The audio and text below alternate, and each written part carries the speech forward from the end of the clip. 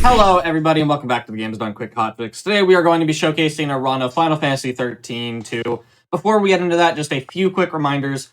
GDQX will be live from TwitchCon October 20th to 22nd. The event will take place on the Games Done Quick stage, as well as streamed live on our Twitch channel. You can use !GDQX in Twitch chat to find out more and check out the schedule live.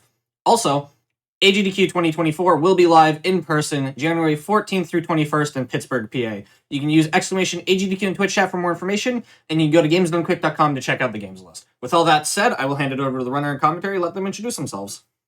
Alright, hi everyone, I'm Pharaoh. I've been running this game for way longer than it's considered to be healthy and sanitary. I'm Bradley. I pretend to speedrun this game and its predecessor. And yeah, I haven't ran it for longer than is deemed healthy. I'm Dino Atari. I've ran this efficiently once and read the Wikipedia, so I'm well qualified for this whole event. Completely prepared. Alright, before we begin, there are three things that I'd like to address. First, you can see next to the title screen prompt that we have something called the drop mod installed. That's one of two mods that I have installed for you today. One of them is just to help the game run smooth, because this is an amazing port, and the second one, which is the drop mod, is used to guarantee monster drops, just to mitigate a little bit of the RNG and make the run a little bit more marathon safe. Second one here, target, most of these settings can be whatever you want except for this one. This one has to be by your cursor. This allows you to instantly select targets under certain circumstances, which makes the fights faster and sometimes even possible. The last one is, and this is a pretty sad announcement, this is probably the last time I play this game on a marathon setting, because it has been crashing, and it has been crashing consistently, which is very strange, and that's never happened to me before. But it has happened for the entirety of last month, and no matter what I do, it keeps on crashing. For this run, it's going to crash twice, one entering Augusta Tower and one on final bosses. I will try to prevent this from happening on final bosses, but I cannot guarantee. If you have any ideas of how I can fix this, you can reach me on Discord or anywhere else, and I do want to make this problem go away because I do like this game very much, and not being able to run it anymore is making me very sad. Alright, so I'm ready for the countdown. Are you guys ready? Yep. So. Yeah, whoever. Sure. Alright, so 3, 2, 1, and go. Best of luck to Pharaoh, and GG's. welcome to Final Fantasy XIII-2, the sequel to Final Fantasy XIII. Thankfully, with this game, it kept some of the core mechanics from 13. You still got your comm rolls, your rav rolls. The stagger mechanic is still very, very big in the speedrun, as well as just a casual playthrough. So here at the start, you have this, probably one of my favorite battles when I first started playing the game casually. We have Lightning in Valhalla, which is kind of the realm unseen where the gods live, and we have this fight with Chaos Bahamut. So we're going to end up just using Lightning Strikes. It is a 3 ATB attack that does hit multiple times, and it's much stronger than the snipe ability. So what we're looking to do is to get Chaos Bahamut to a half HP threshold. It usually takes about, I think it's like 5 Thunder Strikes and a snipe. It's 7, I believe. It depends on damage rolls. Yeah. It depends on damage rolls. Sometimes you need the snipe, sometimes you don't. This fight is not being great because he's already interrupted me twice. Yeah. Yeah, this sort of just serves as a sort of ease you back in to the whole battle system. She only really has a basic set of moves. In the horse sort of mode of this fight, where we're riding Odin, she only has 3 moves, the snipe and lightning strike, but then there's also the third one, which is Honor's Shield, which you've seen, which heals her and gives her a couple of buffs. Just to help her survive against Chaos Bahamut, especially against the Umbral Vise move. Hey, we got it. No need for the snipe. Nice. No, I like the snipe. I like Valhalla gun. But then, following on from that, we go into the second phase, which is the flying one. So Chaos Bahamut has transformed. We're also on our own version of Bahamut. It might be another transformation of Odin. I think it's a transformation of Odin. Yeah, I've never been 100% sure about this one. But this is going to be a bit different. So we've got three different moves: Focus Bolts, Graviton Mines, and God's Benediction. War's Benediction, rather. We're going to be using just Focus Bolts, but we're looking for very specific timings. A very lesser known sort of mechanic in the game, kind of like an exploit, is when you get interrupted, you can sometimes actually cast your spell without using ATB. So Pharaoh will be doing her strings, or her ATB strings, at specific timings in accordance with Chaos Bahamut's actions. And doing this will basically allow her to conserve as much ATB as possible, and it just allows her to keep spamming Focus Bolts, which does the most damage over Graviton Mines. You also see Pharaoh only doing partial strings of attack. There are two ways of inputting commands. You can fill up the whole string, hit X, and then Lightning will execute the whole string. But if you've already queued up attacks and you want her to act, if you hit the triangle button, it will act even though she doesn't have full ATB. So that's a very strategic part of the fight, is trying to get those attacks off for those animation interruptions. But that was the Lightning section of the speedrun. Say goodbye to her. She is no longer our controllable character. Oh, that's it. I'm out of here. I was promised Lightning. Yeah. But they're so now we're in sweet. She is in this. Yeah. So yeah, we're now into the main part of the game, and we're going to be introduced to the two characters we will be using for the entirety of it. This game differentiates from its predecessor in that the predecessor had 6 controllable characters. This one only has these two. Spoilers. And this is where we get introduced to the paradigm system. So the paradigm system returns from Final Fantasy XIII. It is so you get a set of 6 different paradigms, or up to 6 paradigms, that you can use during battle. For this one, we have 4 pretty simple sort of paradigms to use. We've got Double Trouble, which is 2 commandos who fight separated enemies. Slash and Burn, which is a Ravager and a Commando who fight a single target. Misdirection, which is a Commando and Sentinel, where one party member can deal damage whilst the other one defends. And then we have Twin Shields, where both party members will defend in the Sentinel role. Commandos are meant for stagger damage and kind of stagger duration. So you'll see Barrel starting off with like a string of ruins and then switching to Rav as soon as her 3rd attack's done. This will just help that stagger preservation a little bit more. The stagger gauge kind of acts also like a damage multiplier. So when we stagger the Nectins or the Neonectins, they go from 100 to 110 to 210%. So you get a 100% upon stagger, which means you get double damage. And one of the Commando's nice roles are they also deal double damage to staggered enemies, which will come into play a little bit later in the game. And Ravager's main ability is to just generate stagger and hit elemental weaknesses. So for general purpose, you kind of want to use Commando to build up some duration, Ravager to stagger, and then possibly either stay in Ravager to exploit an elemental weakness or go to Commando for that double damage. Yeah. These Necton fights are not going well. Yeah, these beach fights, whilst they're simple and they won't kill you and they won't make you lose a lot of time, there's certain nuances to sort of controlling the sort of AI targeting in the game. So whilst in battle we only get to control one character directly, we can sort of control the AI party members in terms of who they target. So when it comes to these fights here, where there's many different enemies, we especially like weak enemies like the Neptunes, we do want Noel sort of off doing his own thing as and when we need him to.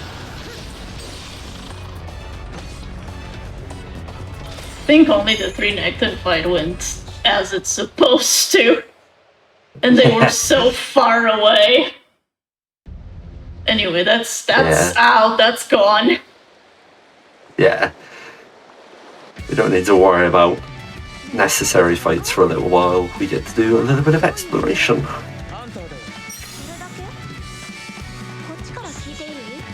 So this takes place 2 years after 13? 3 Holy years. hell.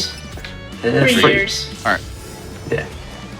And here we're getting introduced. The encounters aren't like 13, where they're kind of on the screen, you get set in a battle zone. You now kind of have this mod clock system. A lot of the enemies in this area, thankfully, when they spawn, the clock will start in green. And if you get a preempt, it's one of the few ways in the game that you get haste. If you preempt an enemy, you get haste for 22 seconds, I believe. Mm-hmm. If the enemy starts off as an aggressive spawn, which I think the only ones can do it is the Menegamers, like the dog type enemies. The Gorgonopsid. Dang it. Gorgonopsid, yeah. They'll, since they start with the aggro, you'll instantly go to the yellow. And if you can't get out of their battle zone before the clock runs out, you're stuck in the fight and the retry option is disabled. So you either have to die in the fight or finish the fight, which in certain areas can lose you quite a bit of time, because some of the fights are just incredibly long. Or just designed to be impossible to do on the setup the game intends you to be when you first enter the area. Thankfully, if you know you're going to not get out of the mod clock, you can kind of crux out and then crux back in. It is a little bit of a time loss, but generally not as much as taking the encounter. Also, you can't do that yet. Yeah, not just yet. But if we find an aggressive on this map, we have to fight it. We don't have a way around it. But the aggressives here are pretty tame, so... Yeah, and there's only one aggressive enemy anyway, and it's the Gorgonopsid. But after following the path, we're now on to the first sort of boss fight. This is Gogmagog. It's sort of like a rift creature through time. This game will have a lot to do with time. In terms of the strategy here, it's not really anything too complicated. We're switching between slash and burn and double trouble. This is in order to maximize two things: the amount of chaining we're doing, as well as keeping Noel on the floor. That's sort of the bigger thing here, is making sure that Noel doesn't go getting himself interrupted by getting swiped out of midair. But it's just a very quick fight, and again, it's more just sort of tutorial. There is a couple of things to keep mind of. The first paradigm shift will always give you full ATB, and then every 12 seconds after that, if you do a shift, the game will also refill your ATB. This is known as an ATB refresh. So if you see Pharaoh a couple of times in other fights just randomly switching back and forth, it's either A, to keep a character planted on the ground, as Wally was saying, because them falling does take quite a bit of time, or it's just to get that ATB refresh at a advantageous time. And now we're chasing cats. Because the cat is definitely an artifact. Yeah, so we get a bit of a story break here. This is a sequel to Final Fantasy XIII, but right at the beginning we saw lightning in the city of Valhalla. Now at the end of 13, that wasn't really the case. Something's obviously changed within the timeline, and now suddenly lightning is no longer around. So we've sort of got, and it's the general belief of everyone that actually lightning was in the pillar with Vanille and Fang. Spoilers, there will be 13 spoilers throughout this game. But now Sarah has had a vision of lightning fighting Caius Ballad, or Chaos Bahamut, in Valhalla. And then shortly after that, this person from the future, Noel Christ, he has now come back, sent by lightning. So all of a sudden, Sarah's now sort of on an adventure to try and find her sister again.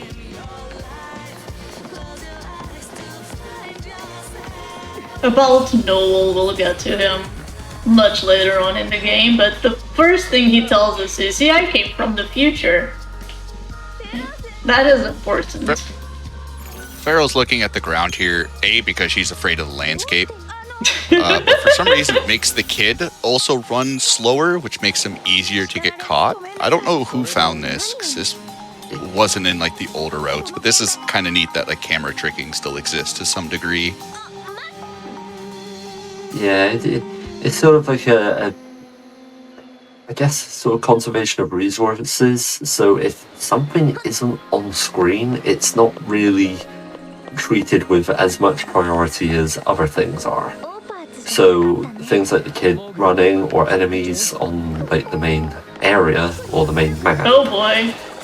That's they don't act. Yeah, they don't sort of act with the same sort of properties or mechanics. So like enemies will sort of not chase after you, or NPCs will just not move. The 1313, all the 13 ports, they're kind of scuffed when they got moved to PC. They're very single core dependent for frequency. They don't really do multi-threaded application very well. So sometimes you could have a really good GPU and the game kind of just still dips down and around, and that's just how the game is done with a frame pacer, where if you can't really get a nice solid 60, it kind of forces you down to 30. There is a mod Farrell was using, it's called the FPS fix. It does help quite a bit from a lot of people's machines. It does favor AMD more than Intel, but it drastically does increase the frame rate, makes the game a lot more enjoyable if your computer's stuttering with it. Yeah. To clarify, the mod does work well on both. It's just the mod isn't allowed to be used on the speedrun setting unless it's for specific leaderboards, because it makes the game run faster on AMD and no one knows why. But the animations, everything, like my Sarah is running faster just because I'm using this mod, but this mod is so good for a marathon setting that I just always keep it on. Yeah, the 13 trilogy suffers from Square Enix ports, and this game sort of gets hit the worst with it. 13.2 on consoles still runs sort of slow, but like you understand why when it comes to consoles. Like it will run at, they sort of just run at 30 anyway. But yeah, this game struggles on a lot of PCs. But yeah, so we're into a second fight here now with Gog Magog again. This time it's Gog Magog Beta. The first one was Gog Magog Alpha. But we actually we can do this fight a little bit quicker than the previous one, or in terms of getting to stagger. And that is because we unlocked the ability to customize our paradigms, and straight away we set up a pretty standard paradigm deck here with 2 double troubles in order to deal damage, 2 dual castings to chain efficiently, a twin shields for defense, and then a slash and burn to maintain chain whilst also chaining before stagger. And the reason why we set up 2 of certain paradigms is to make use of what Diane mentioned earlier, the ATB refresh. and essentially we get to keep our characters in the same roles, but we can just keep refreshing ATB. The next And fight then is actually... Sorry, go ahead. And then also alongside unlocking the ability to change our paradigms, we unlocked the Crystarium. Now, if anybody remembers the Crystarium from Final Fantasy XIII, you would have remembered it looking a lot different to what we saw there.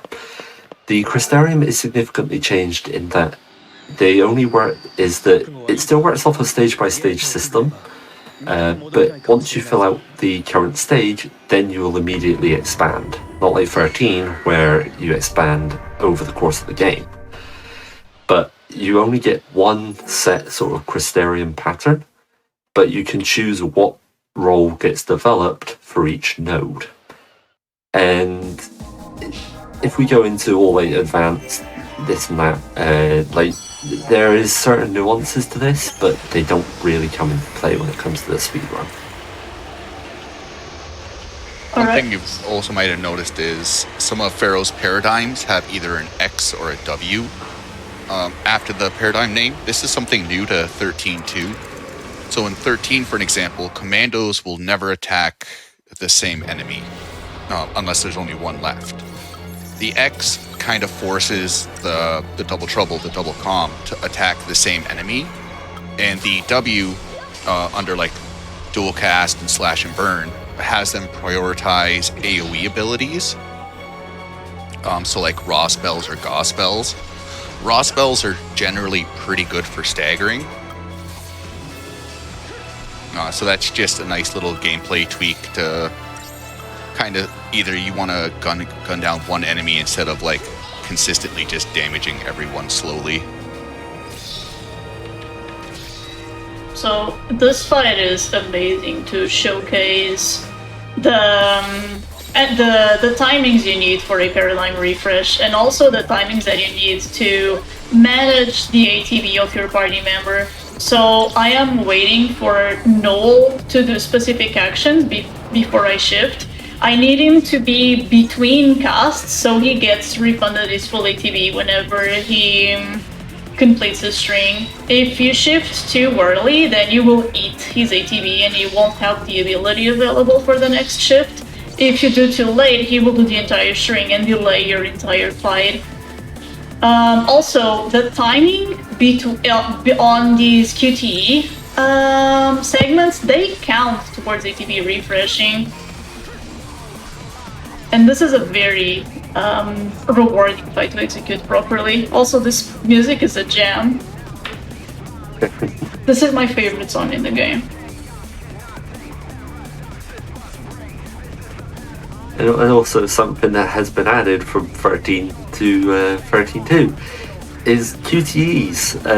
This isn't actually the first one of the game, but it's the first one in the run. We skip the actual first one because it's in the middle of a cutscene. Now, most cutscenes we can skip, but because this is part of a QTE and it's still part of the fight, we can't skip this one.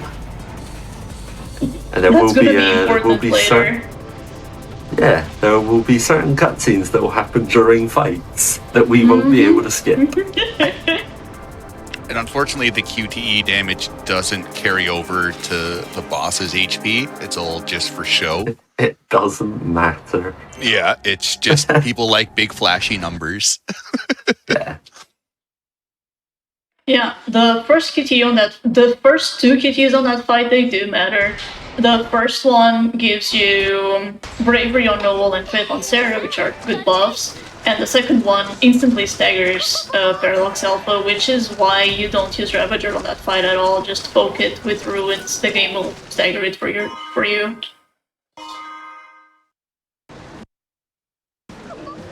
Is the Leviathan's tier mod still allowed for the rain? We have never talked about it again. So no, enjoy the pixelated. Fair enough. Yeah. As part of the great port, the rain is transparent. No, wait, opaque. Other way around. It does look good on PS3. Yeah. this is kind of another tutorial fight. Here we kind of find out about the monster companion part of the game, where when you kill the enemy and they glow bright yellow, a little crystal will pop up. And as Wally was alluding to earlier, this will end up being the third character. So this is kind of Final Fantasy meets Pokemon. So there's a bunch of different monsters. We're only going to be recruiting 3 of them. Or 4, I guess, because we're going to be feeding one to another. Yeah, 4. Older routes ended up using Gremlin, which is a very heavy-hitting Ravager, but it just casts very slow. Remember when Ben said we were going to groups out? That's what's going to happen right now. This is the worst encounter to get. You're welcome. Thanks, 13-2. Well, that's just our luck. So the monsters come with just one roll. Like, you can't customize them like you can the other, like, actual party companions. They don't level up with the Crystarium, and rather there's items you can give them, like potent droplets, and I've forgotten everything else. But you feed them items to get stronger, but like the basis is still the same.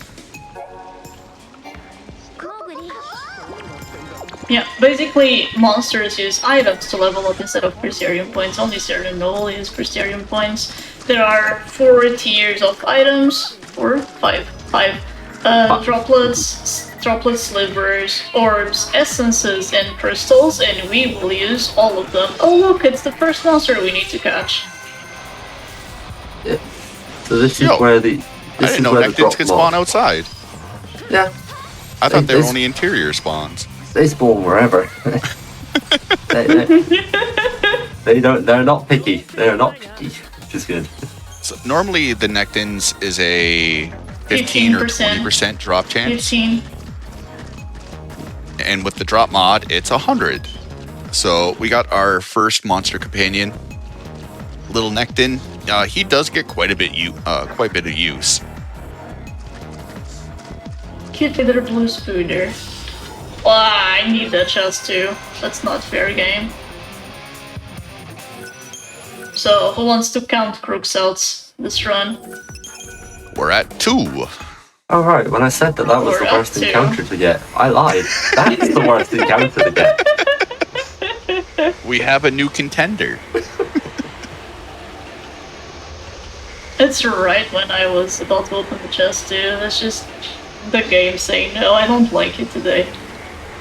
Yeah. And 13-2, if you want to ride a Chocobo, it costs you like a shell green. It's not like 13 where you just kind of jump on it and away you go.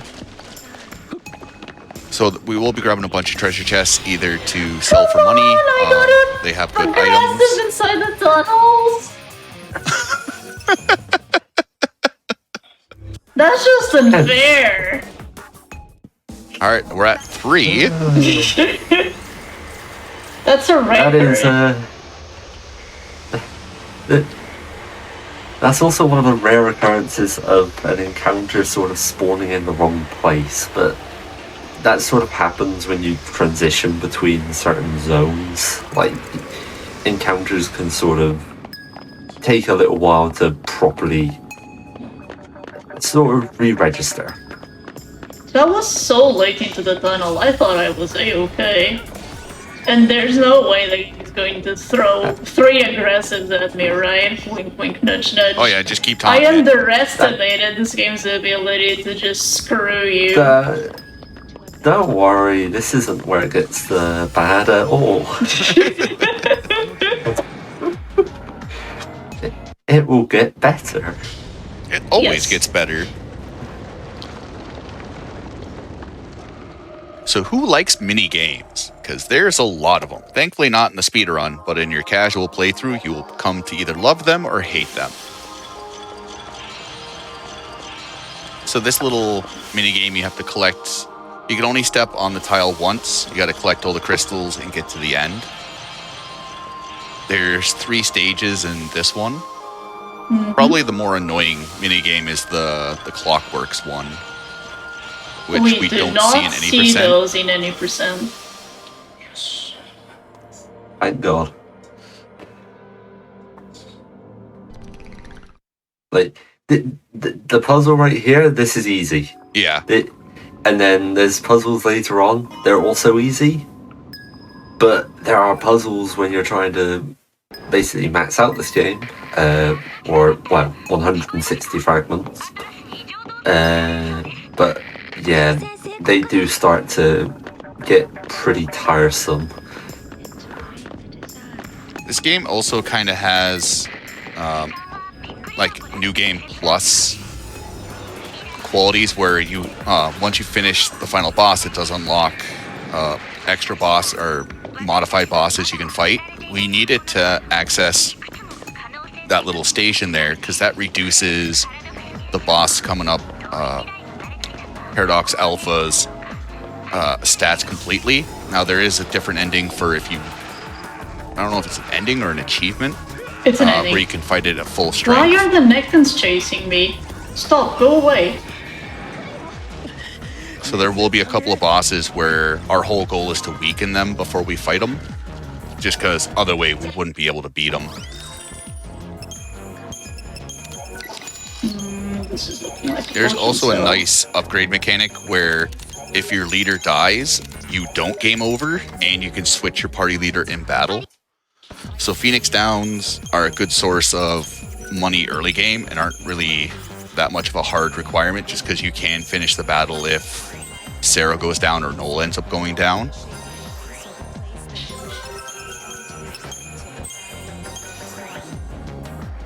You do sell And a a lot bunch of of this Phoenix game- Downs on 13 too. On 13 as well.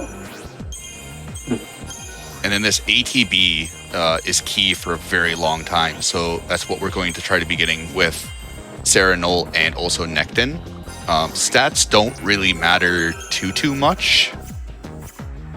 In this, it's all just about how many actions can you get off in a full ATB string. So Sarah got her 4 slot, Noel got her 4 slot, and same with Necton. And especially having 3 Ravagers with 4 actions, you can stagger rather quickly and have quite good stagger duration on top of it.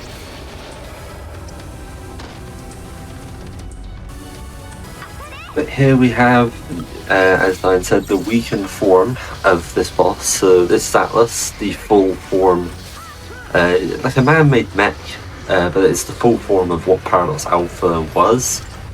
And what you're going to be seeing here is just a whole bunch of Pharaoh spamming Fire and Blizzard, as that is Atlas's weaknesses.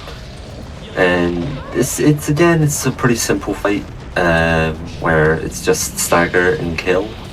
There is a bit of timing to it as Atlas does a move to interrupt you, but that's more or less it.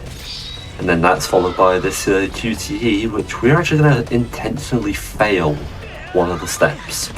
And this is something that's actually going to happen for quite a lot of QTEs, where we can save time by not doing as the game tells us. It just skips certain animations and reaches the end of the fight a little bit quicker.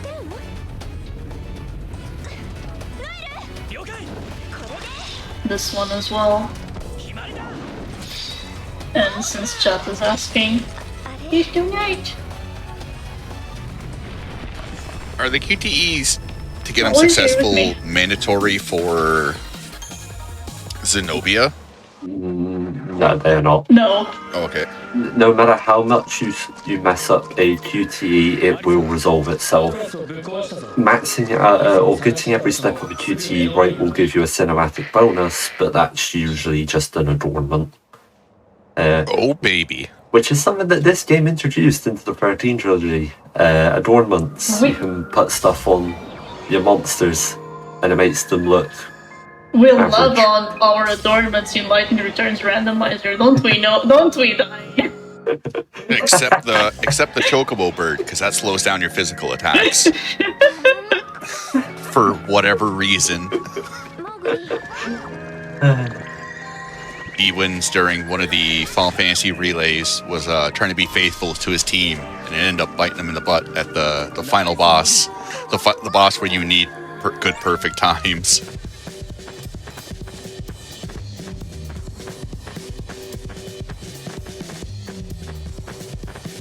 Alright, so defeating Atlas allows us to get these artifacts. Artifacts are essentially keys to certain gates.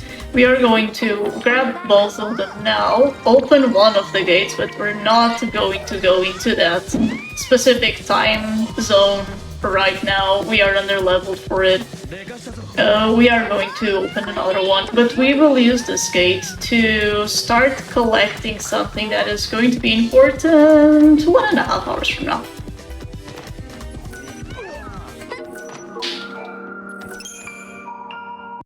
That was a very fast dismount. Good.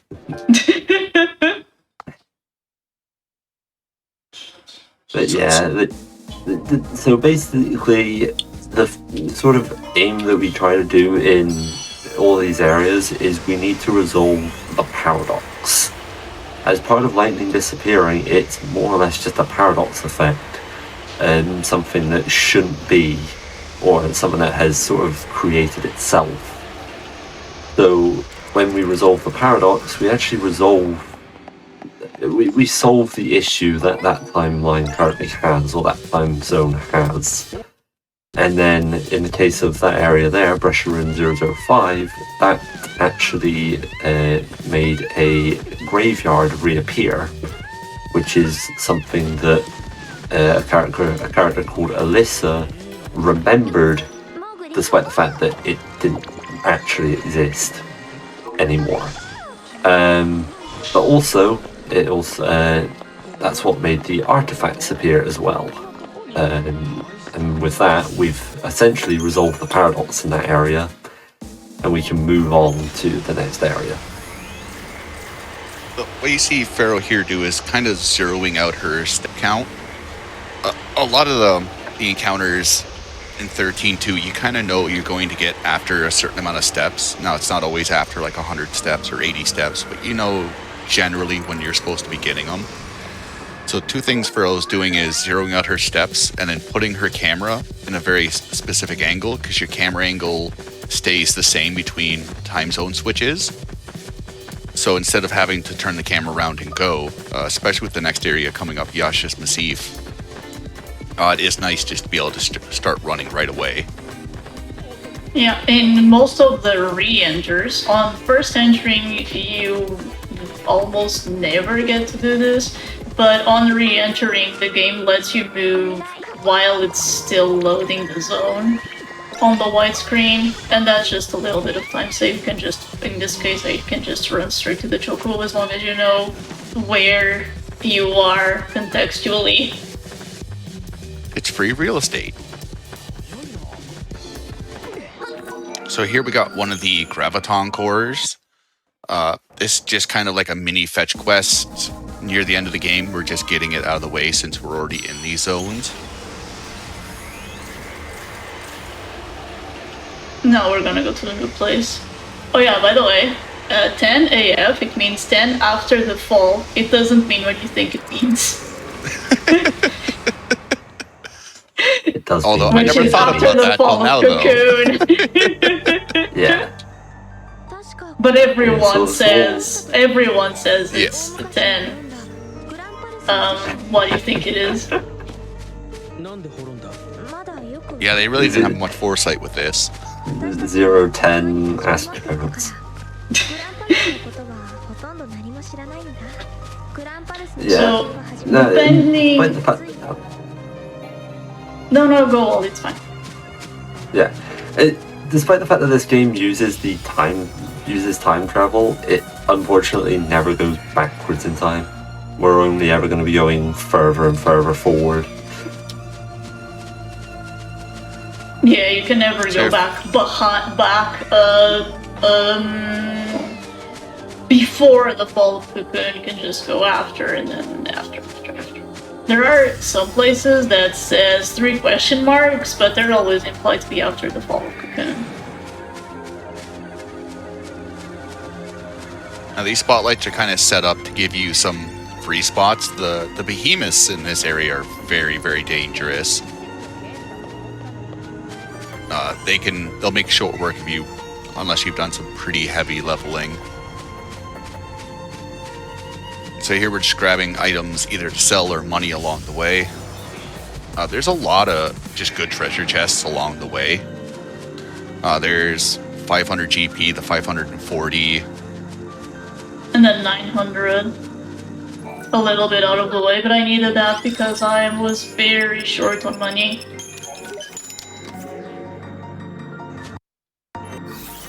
Yeah, with that money that we've been picking up, we're now going to get buy our first bits of equipment.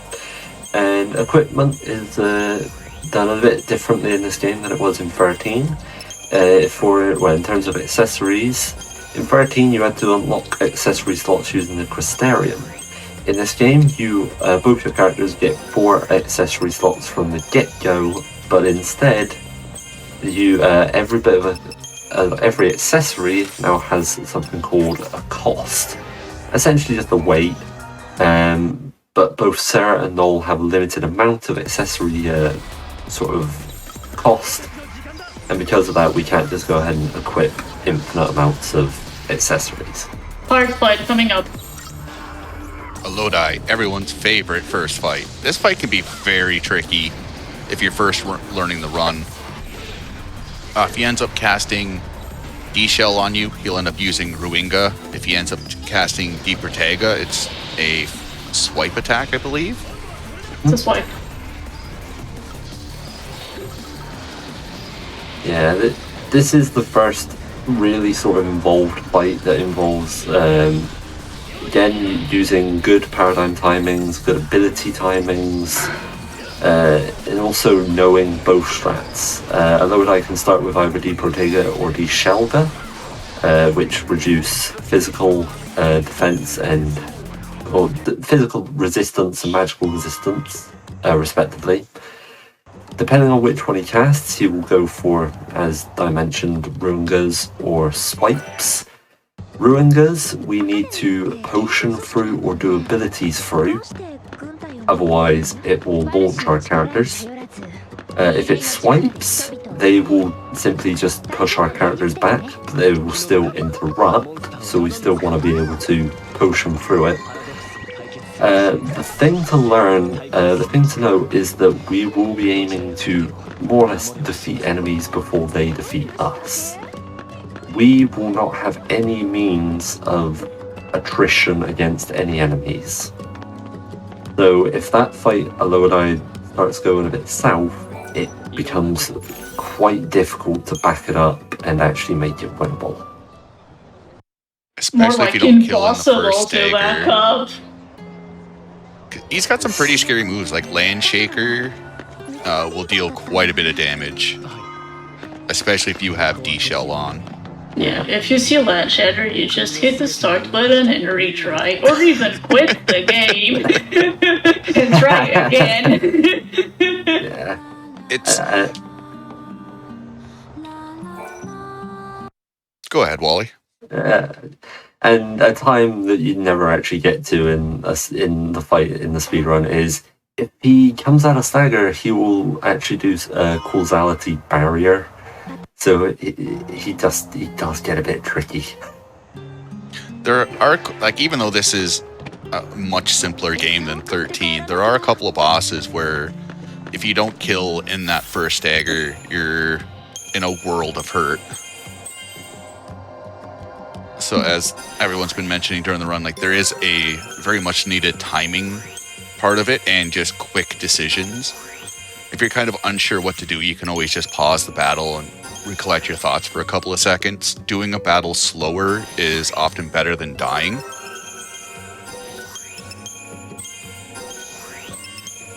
Wait, is not dying better than dying? Yeah. Most of the time. Yeah, generally not dying is Yeah. faster. There's been some times where dying has definitely been the faster option. We are going to see that on this run. Spoiler alert. So we unlocked the Saboteur role for Sarah. This gives us the abilities to cast debuffs. More specifically, because this run is very magic-based, we're going to be looking at D-Shell. And in a moment, you're going to see Pharaoh's controller just stop working as she runs against the wall. Nah, that's not a bird. Well, it's a bird. It's the wrong bird. So we are looking for a enemy called a Gahongus.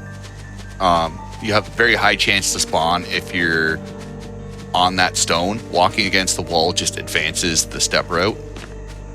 Gahongus's Feral Link is a very good buff addition, and on top of it, it's just a very good synergist. Gahongus is a very good synergist because of the Feral Link. Gahongus's Feral Link puts all of the buffs on your party instantly, except for haste, because this game does not allow you to ever have fun with haste. Oh, that was too there's only very few instances of haste in this game. One from preempts, and then the rest is from the sort of passive abilities, which give you either a buff at red HP or right at the start of a battle. Doesn't Phoenix Blood also give haste? Yeah, Phoenix Blood will also res a party member with full HP and give you, I believe it's 30 seconds of haste. Oh, that's much longer than I thought it was going to. But I hope you liked the paradigm system, because we are sticking with these paradigms for the rest of the game. Yes. I am going to There will be no one more changing adjustment. paradigms. Yeah, I will be doing one adjustment later, but this is what the paradigm deck is going to look from now on. Now, we could level up Gahongus more, but we really don't care about any more buffs outside of Faith and Bravery for like a single cast. And we mostly just care about Faith. Yeah. It's kind of another carryover from 13 is you don't want to give the AI too many abilities to pick from. You just really want to grab the necessities and stick with that.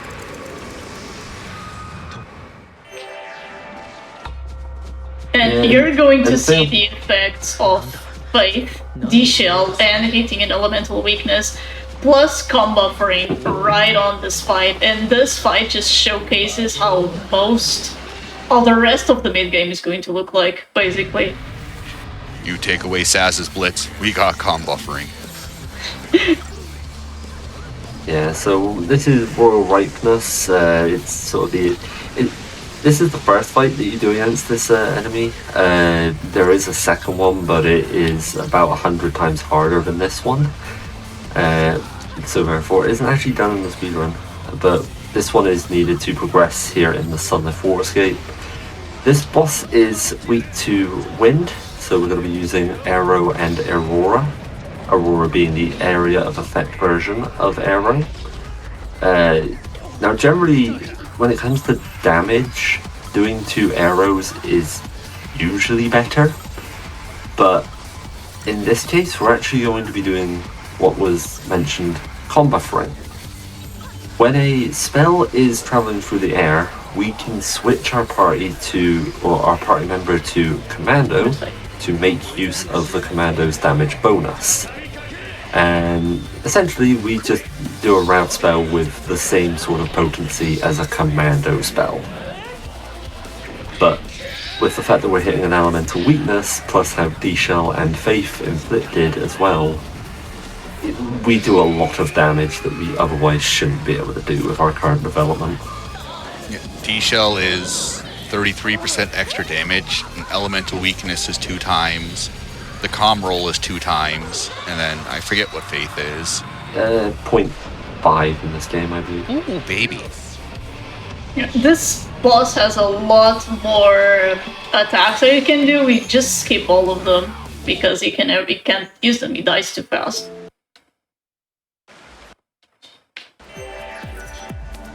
That's going to be a trend on this run. Yeah. Some enemies have really cool attacks, but we just don't see them because they die. They never get time to. Like, a good sort of comparison would be the Haka from Final Fantasy XIII. Like, the Haka's fight can get really interesting if we didn't just skip every other phase. The Hawkeyes that fight, if you don't kill in a single stagger, you start sweating bullets.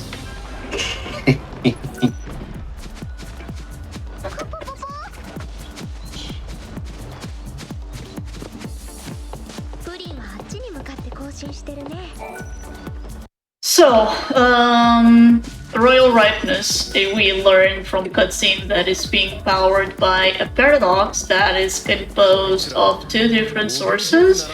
And we know that the sources are tied to these mini-flan groups. Each mini-flan group is holding an artifact. Each artifact opens a gate. So we're gonna kill this one. We're gonna get this artifact, open that gate, resolve what's going on there, and then kill the second group and resolve what's on the second gate, which is much harder in time, much more harder and time consuming. The first gate is go in, go out. We also find out that Snow can also time travel. He's also back to being a lessee. So in this area, he's considered a guest character. So you end up having 4 party members, which is kind of nice. Yeah. Unfortunately, the only area where they actually capitalize on the 4th party member kind of ordeal. Yeah. But it is fun when you're actually using Synergist or Medic and you see 4 options for your party. Sarah, Noel, Monster. Oh, Snow! Yeah, it's pretty I didn't know neat. you'd be able to select Snow. You can. Oh, wow. I've never tried to manually target buffs. Always like, they know what to Who do. uses Medic in this game? Okay, to be fair, you should be using Medic. Yes. Unless you know how broken the Grimoire hat is. I too like spending most of my money on healing items that I can use in a roll. I don't need to buy new equipment, I'll just buy more potions. Yes. Yeah, this is the Colosseum. Welcome to the start of the Colosseum segment. And thank you very much for witnessing the Colosseum segment. We skipped 2 cutscenes. So the Colosseum is where all the DLC fights are. On the PC version, they're only unlocked after the end of the game. So yeah, we go there. The Arbiter of Time says, "Someone dropped this stinking thing here. I don't want it. Take it away." He gives it to us, and we do what we ask. What he asks, we take it away. That's all we needed to do there. Those are the kind of the fetch quests I like. Where it's like, here, I found this. You can just leave. There's no fight or anything. Just, I want you out of my territory. You're like, okay. I feel like they probably had something planned for that area, but it just never happened. Yeah, the You would 13 fight series. Wildfather level 1. That still baby. sounds scary. Yeah, let's fight the first iteration of the second hardest enemy in the entire game. So what is the hardest enemy in the entire game? Well, do we agree it's Gilgamesh? It's Gilgamesh. Yes, we agree. And like actual Gilgamesh, not Gungamesh. Gilgamesh Gilgamesh does have is a banger funny. track, though. It does.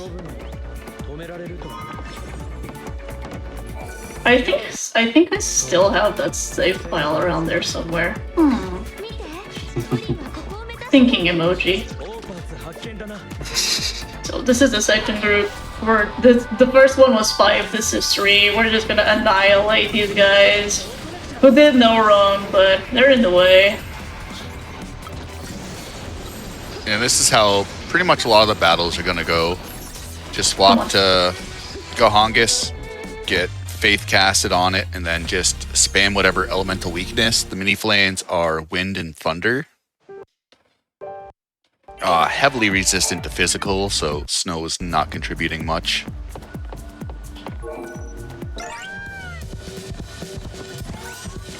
One thing to mention is when you're using the Mog Toss, you do have to be very careful, because if an enemy spawns, the Mog Clock is basically non-existent. So there are some times you'll see Pharaoh throw Mog and then run and then wait for a couple of seconds. And that's just because she knows an encounter is going to be triggered soon. She doesn't want to get caught by it. Yeah. Like, there is a tutorial all about that, which actually leads to a sort of really unexpected behavior if the game doesn't give you an encounter by that time, where we can essentially cause the game to have max step count all of the time. And I was the one who accidentally stumbled across it when I was trying to do, I believe it was Monster Professor. So I spent a solid like 2.5 hours with encounters constantly spawning. That's glorious. I think it took me like 3 minutes to get a chest. Right now, it's one of the most important. What do you say? Well, let's just say it's a glitch. It's one of the most important glitches using 160 fragments, or it might even be the only one. Because although these games are bad ports, they're actually very well programmed. Lightning Returns has a few holes, but 13 and 13-2 have barely any glitches on them.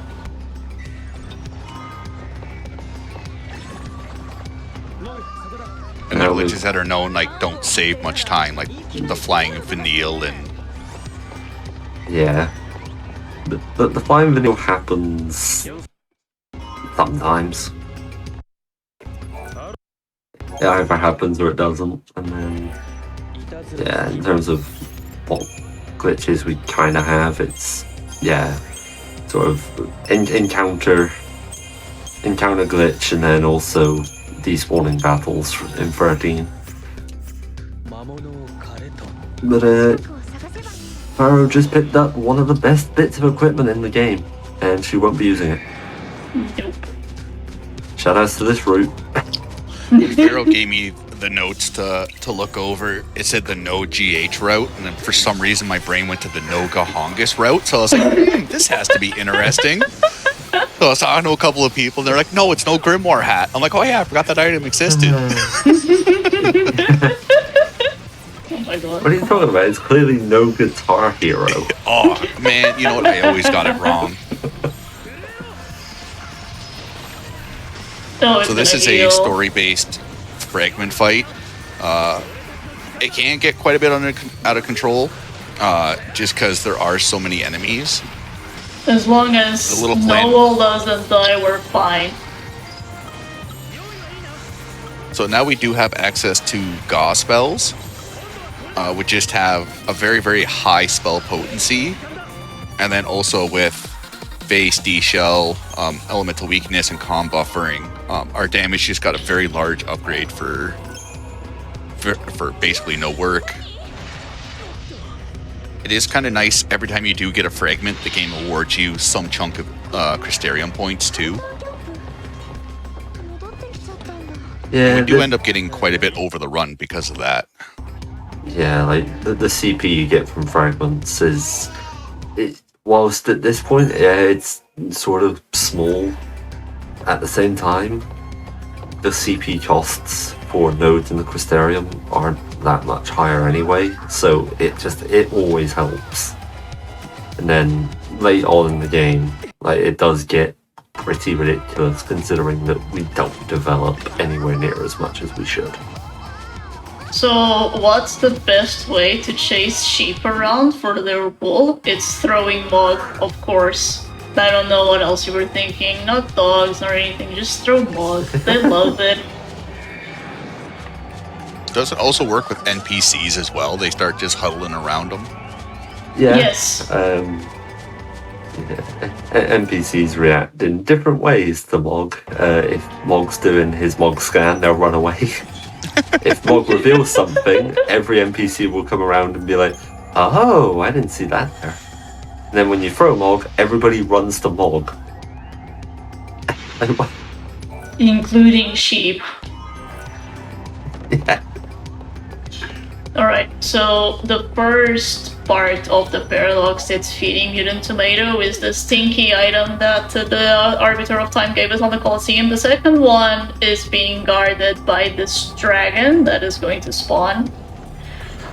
And the game doesn't tell you that you are supposed to put the weather back to what it was after spawning this dragon, because what happens is putting the weather to sunny, which is going to happen here, spawns two things. It spawns the boss that you're supposed to defeat, and it spawns one of the super bosses of the game that's right in the way. So if you don't set the weather again, you'll be said, okay, I'm supposed to kill this dragon, but I have to fight the giant turtle first. I'm sure that will be fine, and the turtle stomps and you just die. Like, okay, I guess I need to go do something else, because I can't do anything here. Wait, this isn't 160. Not supposed to menu here. Yeah, this area, if you're going for like monster professor or trying to get like plat percent, it really sucks because certain enemies only spawn in certain weather conditions. So you're kind of just shifting around back and forth, trying to see what works best. This area is super interesting on a casual aspect, because the different weathers spawn different stuff, and it's really, really nice. Yeah, the weather we fight Feral in spawns only Seath. Pretty strange. What's this, This was a one good boss string? I struggled gonna with stagger it. hard when I was learning the run. Yeah, this is Feral, so everything in this fight is done on timing. So Feral will start off by doing a Megaton charge, and shortly after he'll then do the fly around animation. During that animation we shift very briefly into Malevolence, so that Gahongus casts Faith on Null.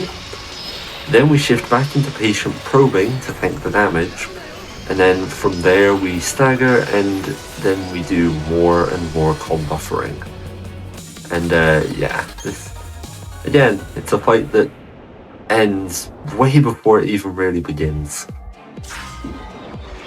One of the things that makes the battles go so fast, outside like com buffering, is a lot of people complained about the bosses in 13 just having large amounts of HP pools. So they drastically reduced all the HP in the entire game. I think like the highest HP is 800,000 on a super boss. Not counting DLC, highest HP would be whatchamacallit? The Awerva, see. Yeah.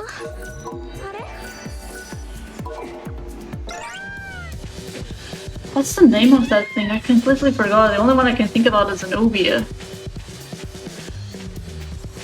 Wally, help us out here. Yeah, go ahead. What which enemy are we referring to here? The highest super HP. boss on Awerva 400. Oh, oh my god, I've forgotten myself. Does 13-2 have a long Gui? 13-2 Yes. has Longui, yeah, that's the only turtle that's in the game. Oh no. Wally, you're supposed to know this. I'm usually very good at enemy I know. names. Usually you're spot on with this stuff. Give me one moment. To the wiki! Oh, Yeah, I am usually the one with all the enemy name knowledge, especially when it comes to like FF13, because I am the madman who rooted a category called, well, rooted two categories actually, called Dodgeless, where we don't do any dodges, and also All Enemies, where we fight every different enemy in the game. Unfortunately, I have not gotten around to this version, to this game's version of it, but perhaps at some So, point. in the meantime, the stronger version of the Royal Ripeness just died. The strategy is exactly the same, it's just a little harder because he has more HP, and he has more annoying attacks. Yeah, the helicopter attack is really annoying. Raspatil! Raspatil, that's the name. Ah, yes. Yes. I couldn't So that's get the the main non- battle branch out of Yeah. my head, but that's Atticus's replacement. So Rasputin is the enemy in the game, non-DLC with the most HP. That's what's important about this. When you put DLC in, it's Valfather 99. Yeah. Yeah, but Valpoder is probably the only enemy that has comparable amount of HP to bosses in 13. The fight took me like 20 minutes when I did it casually.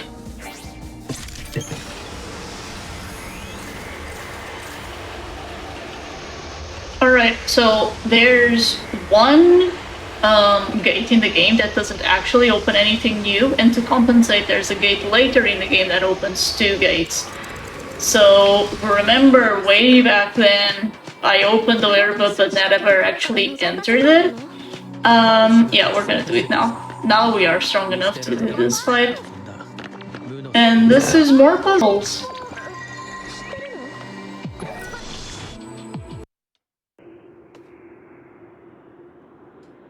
Yeah, these are just connect the dot kind of mini games.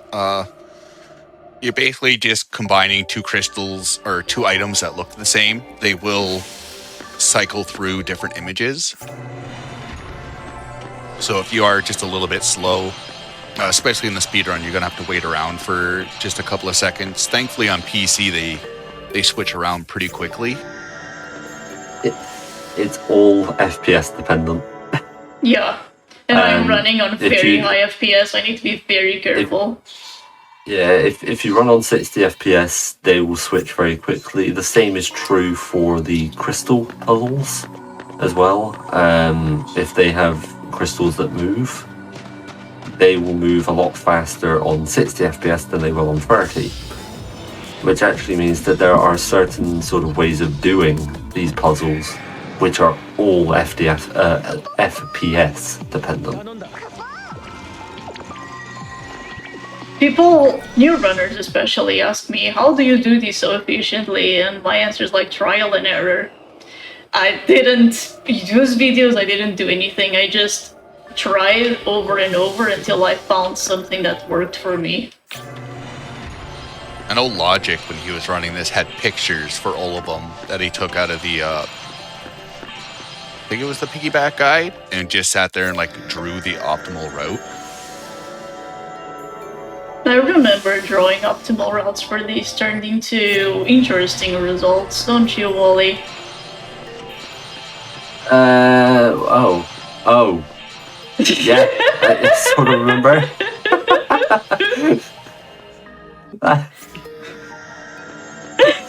I think I remember taking some of the pictures and adding details. Yes. I think that's what I did.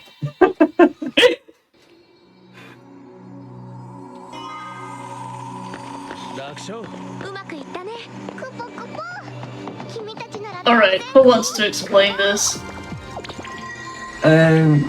This is a nice Oh my little god, skit Sarah, for, please get out of the way. This is a nice little skip for Ever 200. So this is another Graviton core, and you usually go back to this one after sort of fighting the main boss of the area, as you can only access this rooftop via Chocobo. But it turns out that Mog can reveal the Graviton core from the sort of entranceway, and then we can just chuck Mog over. Therefore, we don't need to do any backtracking. Yeah, this was found by Hawk Snow, very big Japanese speedrunner, the 13 community, and various other Final Fantasy games. It was funny because he did this on the Final Fantasy Relay in front of thousands of people and no one saw it or noticed it until one day Shonen just decides to look at his PB bot for ideas and like, what is this? Yeah, it's the other runners were, I think Hawk's team was in last place, so they just, you normally don't pay much attention to it. It kind of just, as Pharaoh was saying, flew under the radar until Shonen, a PS3 speedrunner, was looking for new ideas.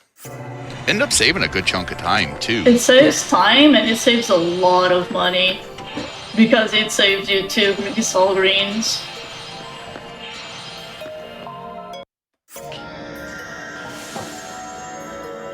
Because before you use a chocobo to get there, and you need to get off the chocobo to be able to use Mog Hunt.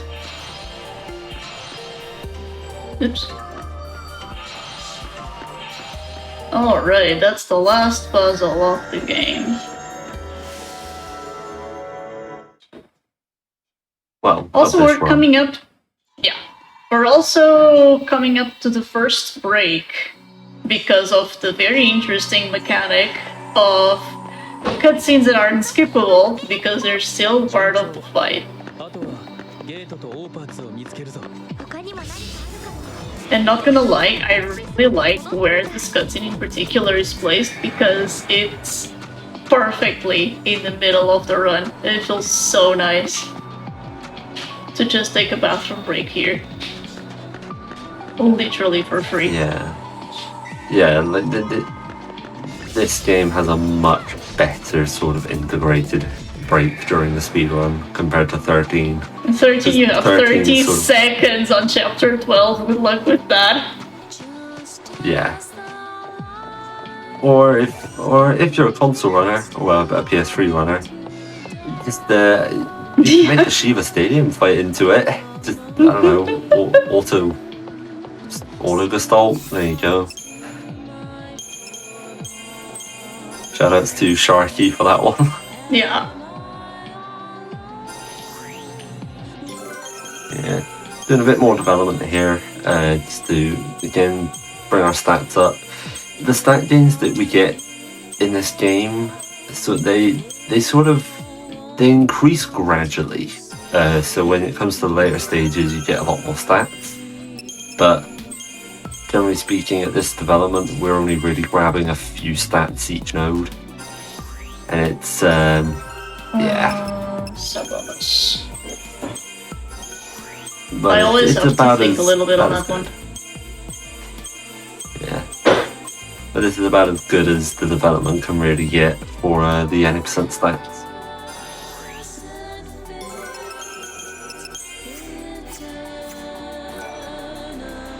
Alright, this fight itself is very simple and by far the easiest. No, not the second easiest Kai's fight. Not the easiest. And this is the first time we see Gahongus' Feral Fanatical Dance. As you can see, no buffs, and suddenly, all the buffs in the game except for haste on the entire party. This is why Gahongus is part of the run. It's just too powerful not to use. Yeah, so the variables of us protect, increase physical resistance, shell, increase magical resistance, bravery, increase physical stat, faith, increase magic stat, veil, increase debuff resistance, vigilance, increase cut, and increase cut and keep. So improve. It increases both in this? Yeah. You can interrupt enemies easier, and you get interrupted less often. And as you can see here, this is the middle of the cutscene, but if I press start, the game asks me if I want to retry the fight. Yes, you did not do that. You did not do that fight well. You have to redo it.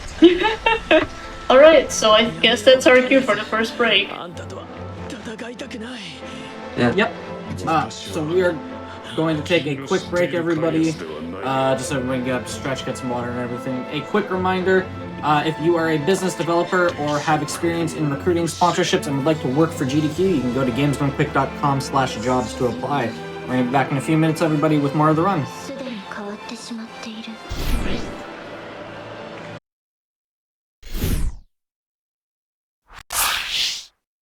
Hello, everybody, and welcome back to the Games Done Quick Hotfix. We are showcasing Final Fantasy XIII-2. We're in the middle of a run. I'll hand it right back over and let everybody take it away. Alright, so I'll start again in 3, 2, 1, go. Yes, welcome back, everybody, after that little break. For anybody who's joined us during the break, I Guess we can go ahead and introduce ourselves again. The runner is Das Pharaoh. Hi. And then I am Bradley, and I am then also joined by Hi, good old... Yeah.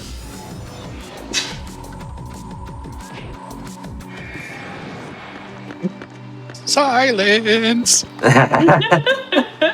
Fine. That is Dine New Atari. I didn't know if you were setting me up or you're going to keep going. I took the jump and it was the 50-50 wrong shot.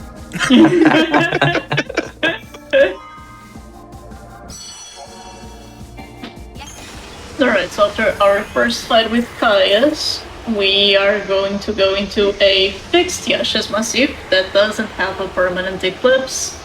And we are going to see Hope again, because yes, that silver-haired man you saw after Aloy died, that's Hope. He's 20 years old now.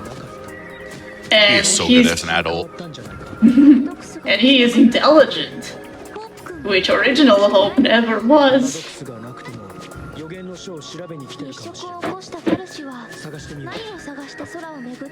To be fair, a lot of Hope's original storyline was, I just want to make Snow pay.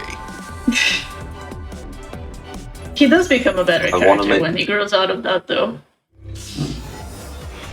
Oh, why are they there? This is I not want to make really Snow fun. pay. Okay, I guess Snow doesn't have to pay. I have found the errors of my way. So you'll see some timelines with an X. I believe these mean they're just alternate shoot-offs of the time zones Exactly. or the timeline. Yeah, so this area is at the exact same time frame as 010 AF, but the difference is because the paradox actually never happened due to the events that unfolded in Erba 200, there is no longer an eclipse here. And that sort of then leads into a little bit of questioning of, will Hope actually still be here? But as mentioned by Noel, there is still the Oracle Drive, which is essentially just a recording of a prophecy. And lo and behold, that is good enough to bring Hope S-Time out. Is Hope smart now? He is the smartest in this game compared to the rest of the trilogy. And he does have good ideas. It's just one of them is very poorly executed. But I'm willing to put the blame on someone else for that one. Very poorly executed is understating it.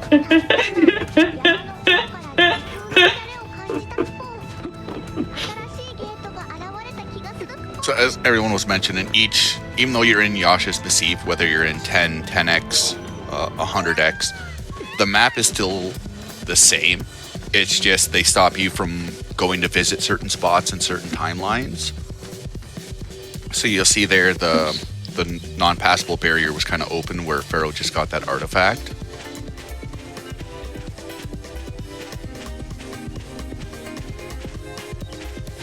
It's sort of the game's way of enforcing that you go to each different timeline or time frame. Because there is actually fragments to do with 100%ing each map. Though these small little offshoots which are blocked off in certain timelines, like, this is the game's way of forcing you to go everywhere. Alright, I just picked up a unicorn horn. That is going to be important. And now we enter the resident sleep part of the run. So if you need to go grocery shopping or something, just go now. Because nothing is going Just to make sure you're happen back for in the next 15 10 minutes. Basically, they stole Tajin's Tower from Final Fantasy XIII and decided, why don't we do that, but worse? Yes. So much worse. Rotating these rooms are a giant pain casually when you come here the first time. Casually, I got lost here when I first de-rusted the run again. Yeah. I got lost so 100%. hard, I broke the game. Oh yeah, Yeah. I remember that one. But as it turns out, on a very off chance, rotating the room might rotate your character as well. That was interesting. Spoiler, that soft locks you. But luckily, the game sort of realizes you aren't supposed to be there, and it puts you back when you cross in and out. Yeah.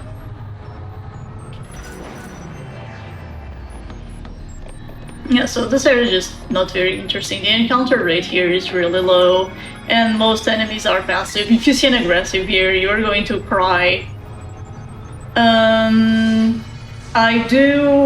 We manipulate an encounter to spawn before entering the encampment on 1x, and that is to set up the step count for this entire segment. If I'm doing this right, I'm getting encounters on places where they're not going to compromise any switch that I need to press. And they will always despawn on very good places as well. This is the dangerous one though. If I get this one now, then we're clear. Yeah, there it is. It should be good. You always have to jump over that one. Now, for anyone looking to pick up the game, you might hear step route and think it's scary because it's a 3D game. It's more of just something you'll pick up along the run. If you end up, because Pharaoh said a lot of these encounters are passive, you're just going to run back a couple of steps, they're going to despawn, and then you're going to be able to just go about your way. It's no way going to like end your run or anything like that, and it's just once you get more comfortable with the movement and especially knowing where to go, things just tend to fall into place a lot more easier. Yeah, the game uses the steps you take with your characters as an indicator of when to spawn the next thing, but even that is malleable. It's not always 10 steps, it's going to be anywhere between 8 to 12, for example. And getting encounters earlier or later than expected is one of the things that I need to improvise for. You can absolutely get encounters early here and you screw the rest of the step route for the entire tower, but you can always fix it with some backups.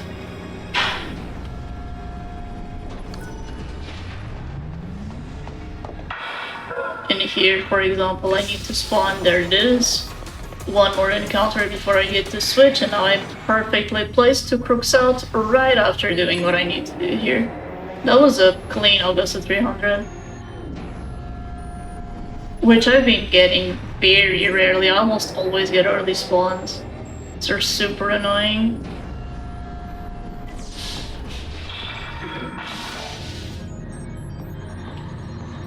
And the worst part about getting encounters here as well is because all of these walkways are really thin, it makes actually getting away from an encounter, if it starts chasing you, very difficult. But there's a ring that's sort of around the character, which is sort of like a visual guide to the sort of the radius that enemies need to be in before for them to not be able to be despawn. And in an area like this, it's so hard to get those enemies out of that circle.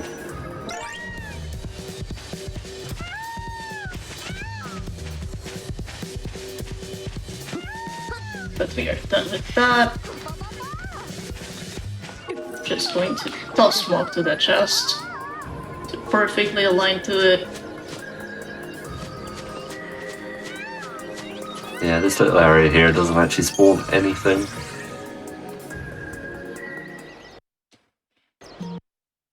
And remember when we got a mysterious artifact before and that led to the void beyond? Oh look, it just happened again. It's almost like mysterious artifacts are bad artifacts, but we don't have the choice but to use them.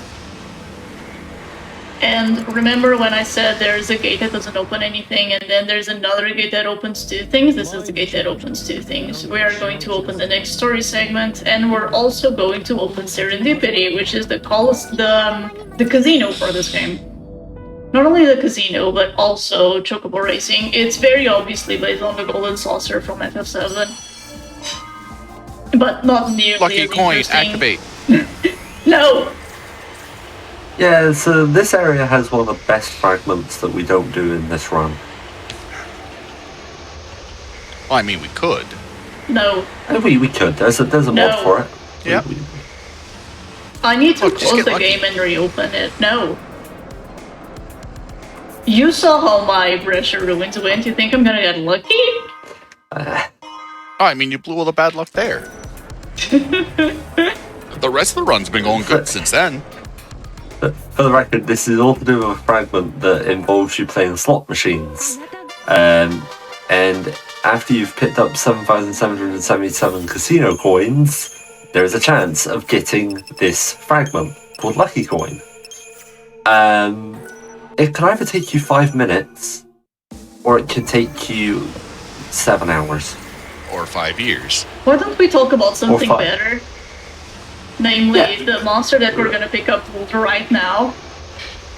No, I think the casino's still worth talking about. Yeah, why not?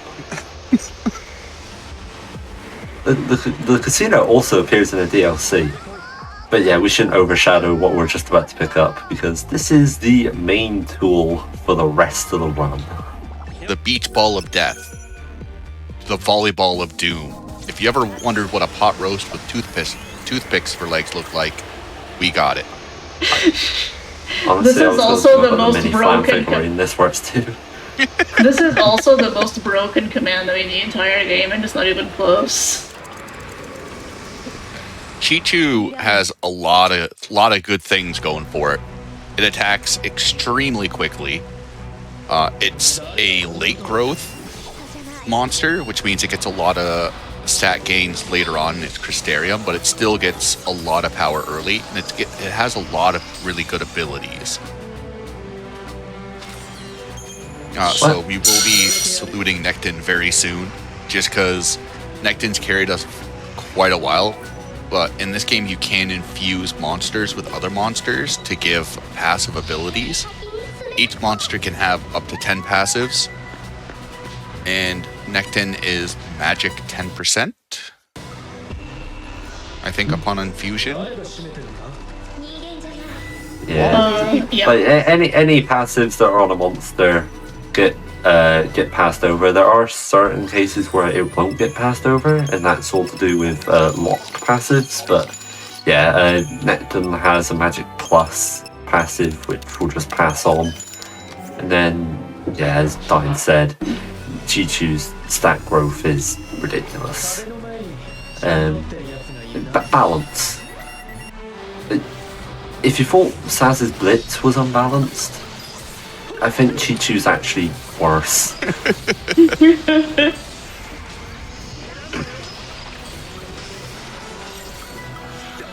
So, Chichu has a lot of very good passives. He has Bravery Feather and Faith Feather. Why is this thing not dead yet?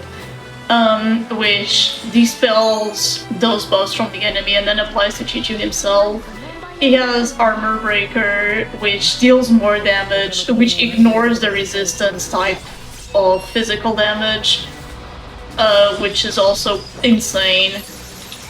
And he has the fastest physical animation in the entire game. The only reason why there's a DLC monster that is better than Chichu is because that DLC monster has inherent damage cap break, which you cannot give to any other party member in the game except maybe Sarah and Noel with a very specific setup.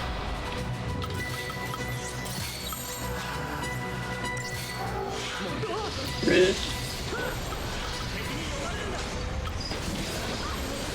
Then yeah, this is Academia 400. This is for quite a lot of machines. This actually would be an area where the game would probably crash at the most. There's a lot of things going on in this area, so essentially this this area is currently being ran by a Foul C. Now, after 13, there were basically no Foul C left. So, why is there a Foul C here?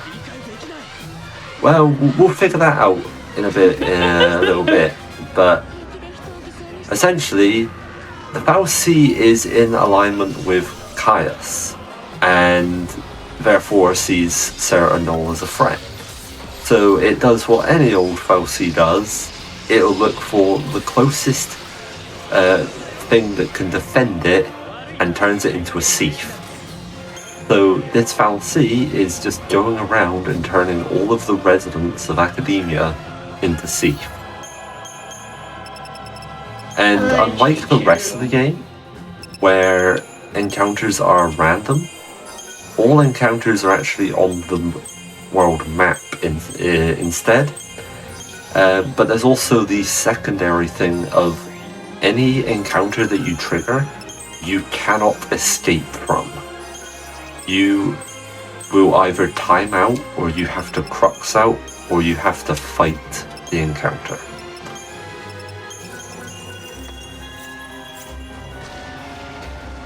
But yeah, here comes Chi-Chi.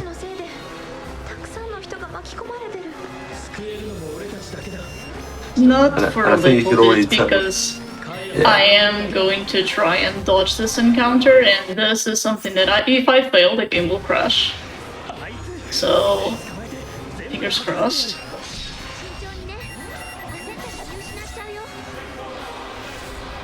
The game crashes if you get into an encounter without the mock clock being active.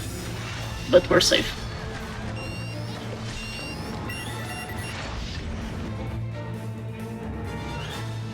Yeah, but I think the other reason for this crash is also technically the area where you get the encounter is a safe zone, so the game just sort of doesn't know what to do. And then also another thing about this area is if you played this game on console, you would probably be expecting some encounters.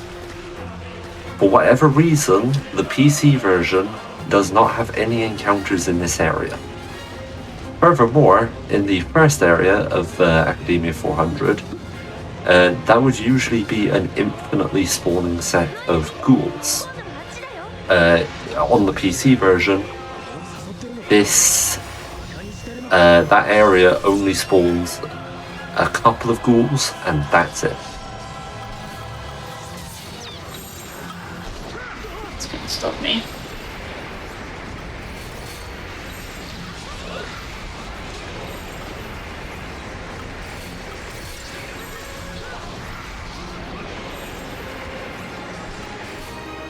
Nice.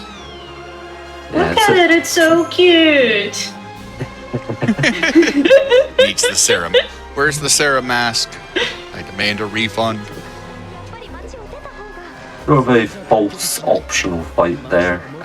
We wanted to jump down that escalator, and we didn't want the mod clock sort of interrupting us, so we just go ahead and fight that, and basically despawn it from the world map. And then here we've got a little detail to note. You can also run around the chest like that, but what used to be done is we'd actually grab the chest and then jump over it to not actually trigger the fencer. It doesn't matter if you trigger that encounter or not, because it's always going to be despawned on the cutscene. Yeah.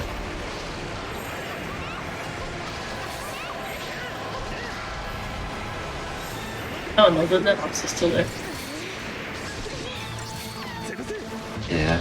We've got a couple of story fights here against Nalapsi, which is just the usual flying thief.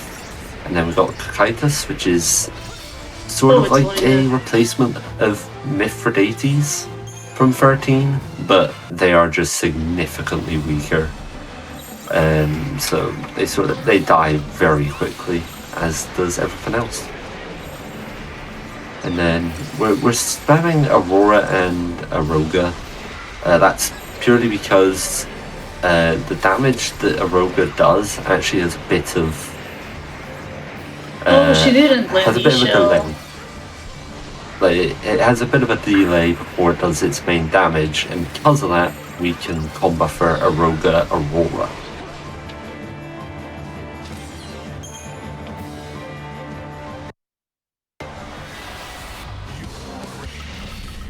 Okay, who wants the beautiful job of talking about Zenobia?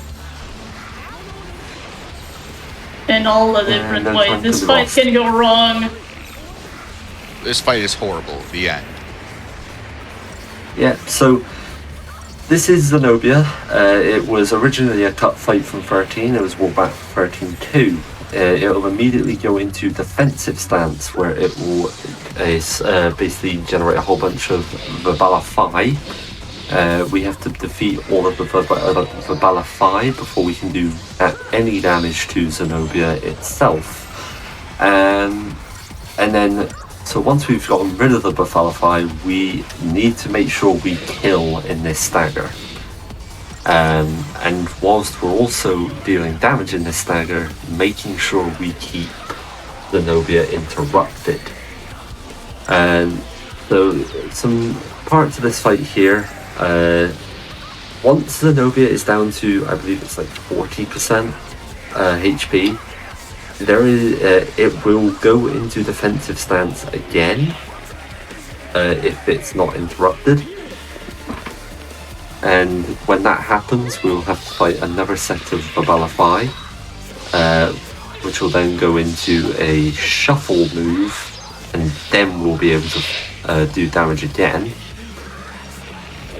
But as you saw there, we just keep Zenobia interrupted post stagger, and then the damage of Humbuckering and Chichu is just way more than enough to beat Zenobia before Zenobia really becomes a major issue. If you fail the kill, you're very likely going to die. Yeah. Alright, so remember when I said that the game was 100% going to crash? It's going to be on this. But this is pretty fast to just re-enter. Yeah, and if anybody knows any sort of fix, hit fire up and... Because what's really annoying about this is that it's consistent, and it doesn't go away no matter what I do.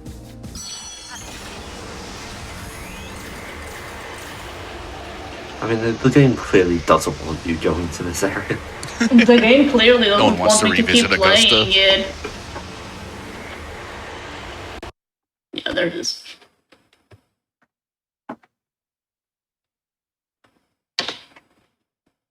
Ten out of 10 port.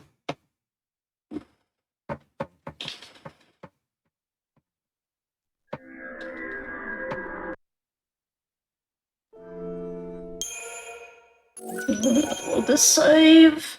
The good thing about this game is that it autosaves. It autosaves way too frequently, but it does. So we can just hop right back into it, and it's not going to crash the second time.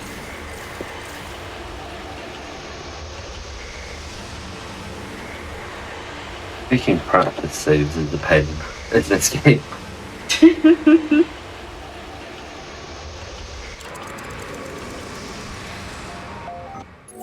Alright, so we were on Augusta 300 before. This is Augusta 200, which not only is an interesting place, it's also one of the worst places on the entire run. This is where, if you have good Takahongas and good Necton farming, your run is going to die here.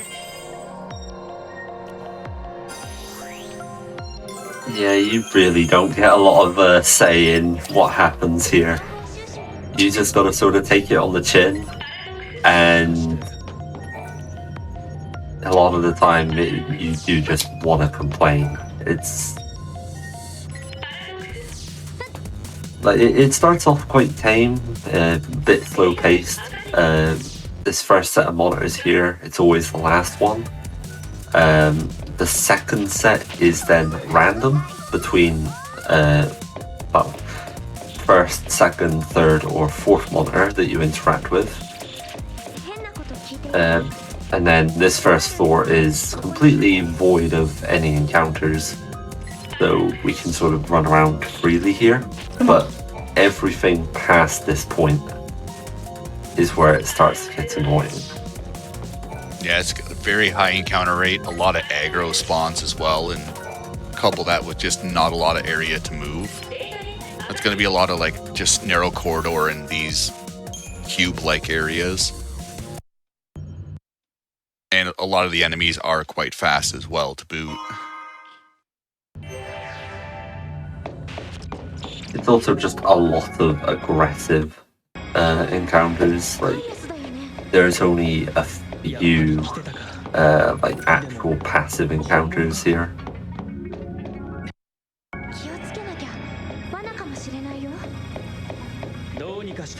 But most of the passive encounters are actually on a floor that we don't go to in this run. There's a lot of aggressives on that floor as well. On 160, I get aggressives all the time. So annoying. We are kind of looking for one specific encounter, either an Orion or a Dragoon for a passive ability called Adrenaline for Chichu. And that's if Chichu's in green health, it ends up doing more damage. Now you are also expecting for a monster drop. It's nothing really to farm for. It's kind of just, it's a nice to have, but not needed.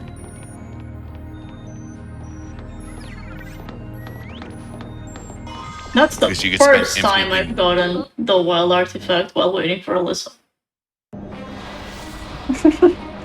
Nice throw.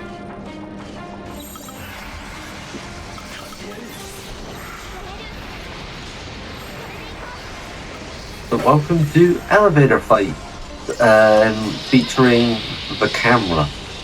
Featuring seasickness. Oh yeah, if you're prone to seasickness, look away for like 2 minutes. Why they did this with the camera, I don't know. Like, there's 0 point to it. Also, this may look scary, but don't worry. This is just a long loading screen. Yeah. So there are 3 fights in this one. The first one was an Orion, 2 Vespid soldiers, 2 Zwerg Metro droids. We now have Orion with 4 Vespid soldiers. And then following this one is then Orion with 4 Zwerg Metro droids. Why is this Orion not dead yet? It's hanging on for dear life, though. Yeah. Yeah, these fights were all done in the same way. It's just combat for Fire of Firaga. The Orion is weak to fire, which goes against what it is in a FF13, where it's usually weak to water and ice.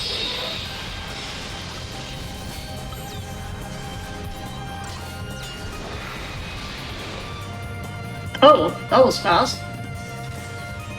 That was a very good fight. Wow. Yeah. Just 2 spells and everyone dies? We take those any day.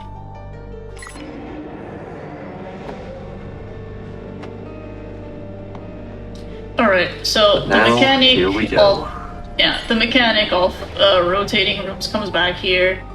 We need to, for this first floor, we need to set up all of the rooms in the perfect positioning for us to do the second part in the single sitting. You can look at the displacement of the rooms that are moving on the minimap, so it's not that difficult. I wish casual me would have thought of that at the time. I just kept running back and forth. I was like, alright, I guess I gotta change this room some more. This is a bit of an annoyance when it comes to 160F, because we need to do a couple of different configurations and then backtrack all the way to set up the proper configuration. And that's just for money chests. Oh, and for map as well. But we get money chests anyway.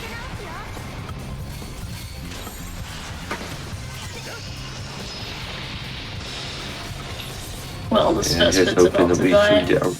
No, we got the Vespid. Haha. You caught Vespid. Well done.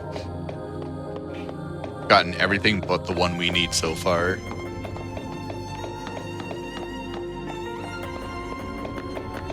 No adrenaline is more interesting for the viewers. More dangerous for me, smiley face. I don't know. I like Chi-Chu's big numbers. I do love Chi-Chu's big numbers. I think everyone does, or everyone at least should. Chi-Chu headbutting everything is something that will never grow old for me. So we had a pass. I just wish we could brew Cactuar in. I prefer Kicks Cactuar. 30% Cactuar. We can make it happen, Wally. The only issue with Cactuar is a fight near the end of the game. We can make it happen, Wally.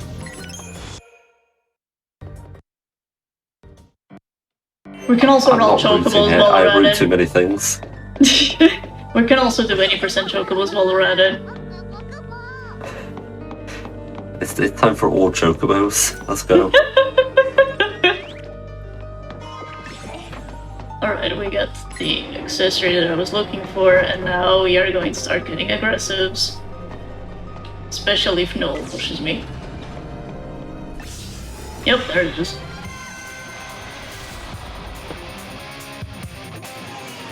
Yeah, it's half waiting to get an Orion and Dragoon, and also half just not wanting to face any of them. Don't kill my Chi-Chu. Okay, that was close. Dragoons Oh, no, are... Flanders, do the healing hug. Dragoons are very much class cannons. They are very frail, but they will one-shot Gahongas because it's so weak.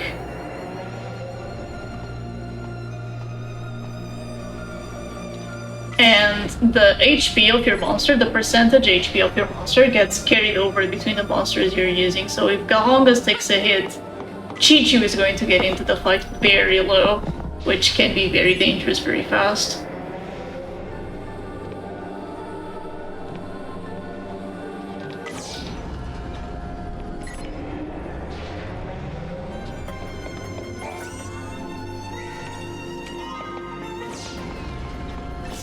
Oh, I got one, but it's an aggressive, so... Did I? I didn't get green, did I?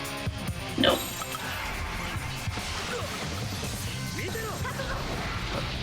This is by far the worst one you can get on here, just because they're two Orions, they are very bulky, they do this attack, which is the worst.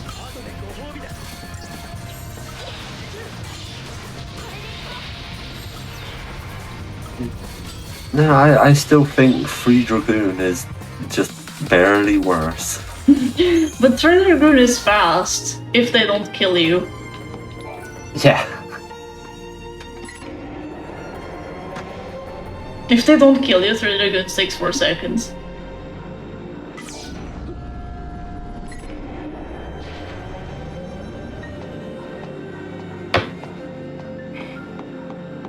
I'm sorry for all the yawning, but it's past 3 AM where I live. Hey, we got a passive. It's just on a terrible place where they can get that chest. No! We'll get this one. The second to last... the passives. The second to last shop in the game is actually really tight. I have to fight this.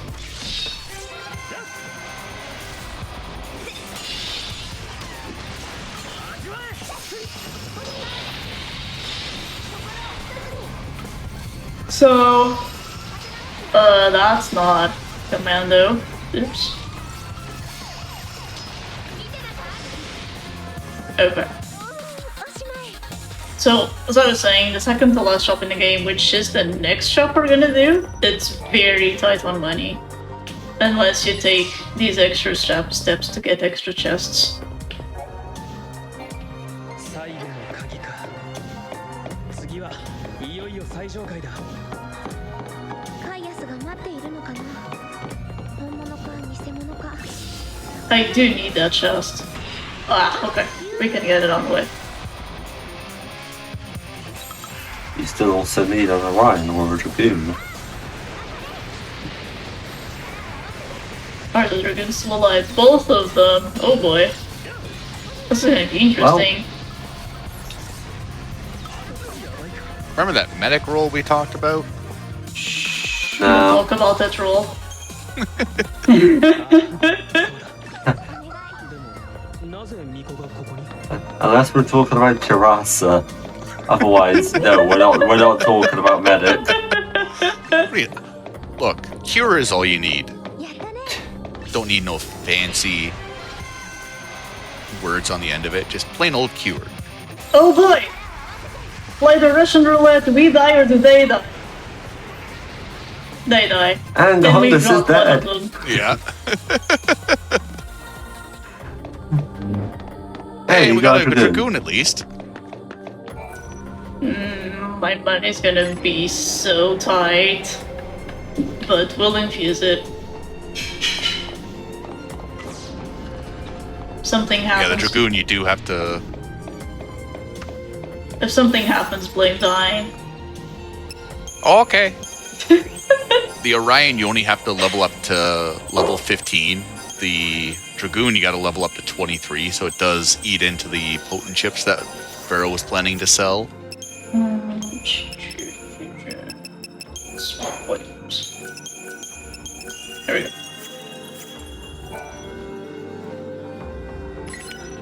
What's a medic? Exactly. You're my kind of person.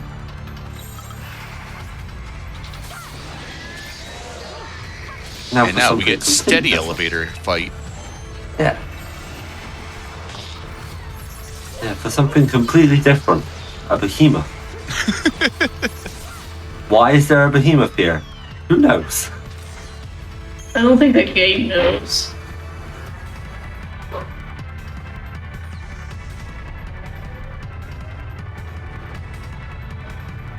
Like, considering what else has been in this chapter, or this area, 機械なのに。 like, なんだか。 why is it a feral behemoth? Like, but why is it one of the feral behemoths when it could have been, そこにいる。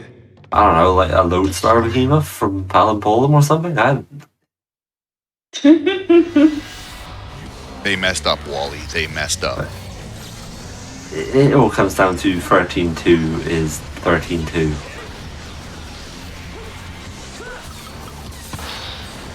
Now it's time for Adam.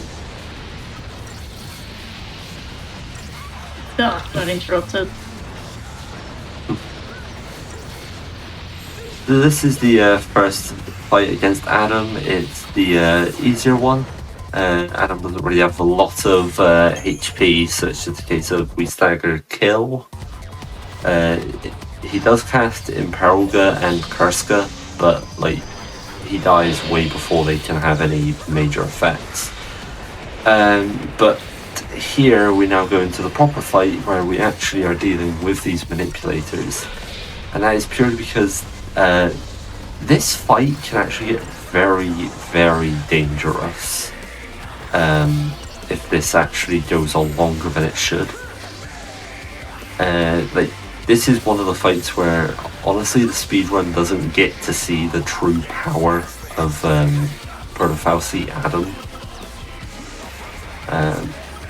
But yeah, once we've dealt with the manipulators again through Tom Buffering and Chi-Chu, we then go into a bit of chaining, and then yeah, we just let Chi-Chu deal the bulk of the damage. That was a really good Adam fight. That fight usually also can, need to- that fight can go sideways so fast. Don't we also kill the manipulator because they're drop? No, the drop is confirmed to be the gold nuggets. Oh, I thought that was tied to the manipulators. No. That doesn't matter. It's just the boss stroke. The manipulators have certain really annoying abilities, like Demi Meteor is a really annoying one that interrupts the party. Plus, the manipulators do debuffs as well. So, like, Imperilga would really make a difference when Adam is using stuff like Fyra, Andara, Blizzara.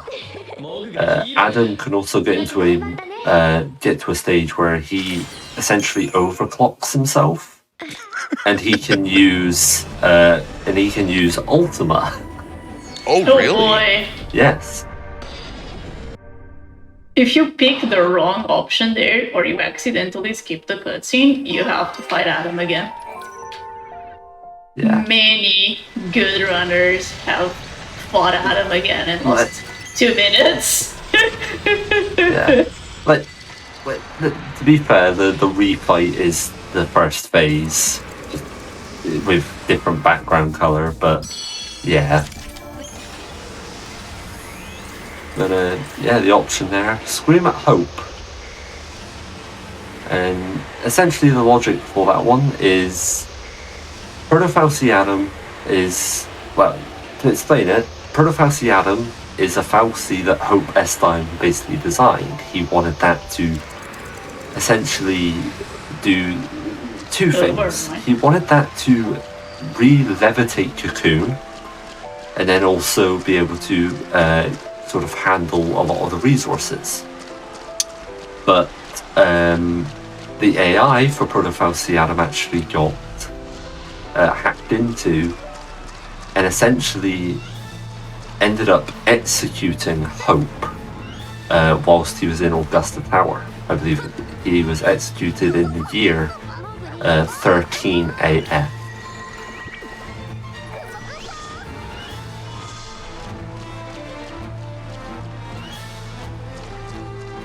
But in that little chamber where we were fighting him, essentially you could influence time in order, or that little chamber could has the power to influence time. Oh, it's gonna change. And what Protofalcianum would do was, every time you defeated him, he would just rebuild himself. Alright, you're would not use- you're not tall.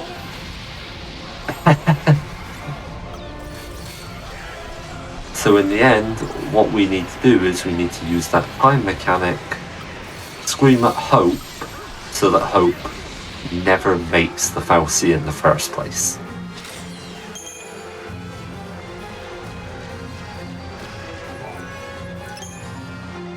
Alright, we are not in the place that we unlocked for finishing Augusta Tower.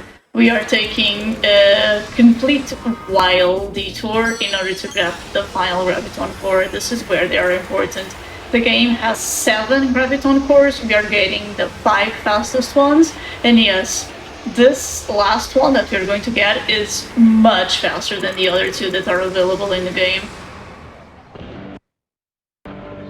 Also, they give us a banger of a track. So keep your ears peeled for this one.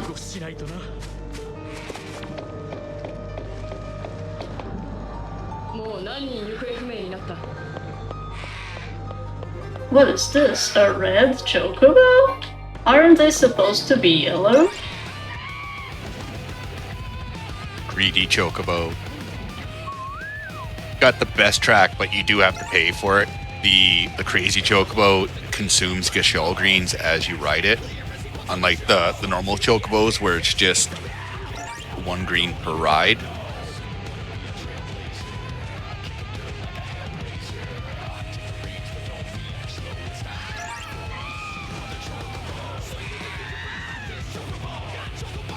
And those little red orbs you're seeing everywhere on the map are basically like this game's versions of a lot of the side quests. So you talk to them, some people are like, hey, I lost my watch, or hey, I can't find this picture frame, or hey, I think someone murdered me, Alright. and then you go through the various timelines. So, entering Academia for XX, we are going to take another small break here before we continue progression, and then we're just going to finish the game. 与えられた社会ではない人間が自ら勝ち取った未来の姿であった一方で Sorry, I was muted while I was eating. Yeah, so we're gonna take a quick break, everybody. Just so everybody can get up, stretch, get some water, anything they need to do. Just a quick reminder before we go to the break, if you have missed out on any of our other Hotfix shows or past events like Flame Fatales, be sure to go check out the VODs on youtube.com/GamesDoneQuick. We'll be back in just a few minutes, everybody, with the rest of the run.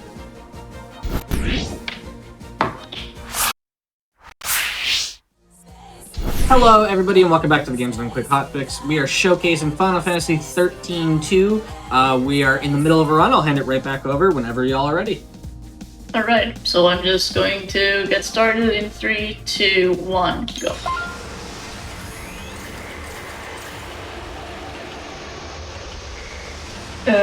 We are entering Academia for XX. This is one of the few areas in the game that does not have encounters whatsoever.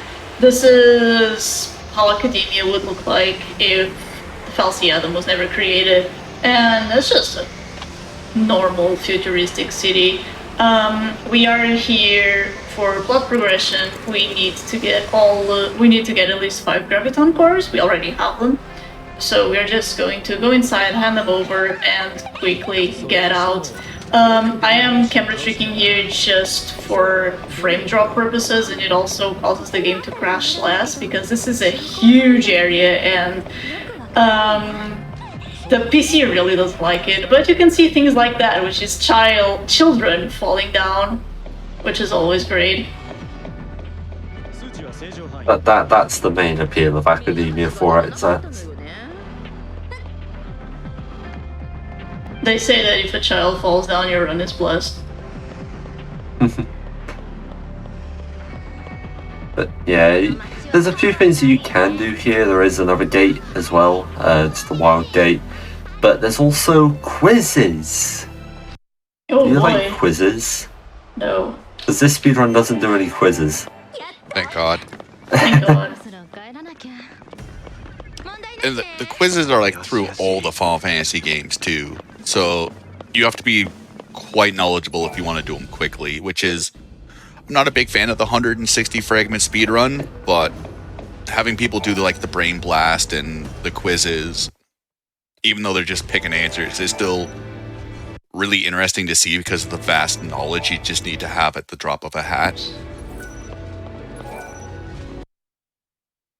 Yeah, needless to say, I think a lot of people who probably did, or who would probably do 160F would probably just have a website open with all the answers, because while some are blatantly obvious, like, oh, what is Vanille's super move? And it's like, but then there's others which is just like, what fictional rock band played this piece of music at a rock concert in 220 AF? And it's like, there is zero plot relevance to any of this. Yeah. Zero record of it in the data log. You just gotta get the answer Silver right. Chocobo. No more 1 GP guild, one more guild farming. So sad. Oh yeah. No yes. succulent fruits. This is a bookshelf. This bookshelf contains manga and comics, and they all belong to my husband, who is sleeping right now because it's 3:30 a.m. over here. So we grab the Silver Chocobo for Infusion. It offers KO Ally Power Surge, which means if one of our allies ends up going down, whoever's got that ability gets a pretty big damage increase. Now this won't be used right away, but it will be used closer to the end of the run. This is what pushes Chichu into broken state, into true carry state. But firstly, Just a completely normal ride through the Historia Crux. So the artifact we end up getting from Alyssa isn't quite a genuine artifact. And it kind of throws us to the void beyond.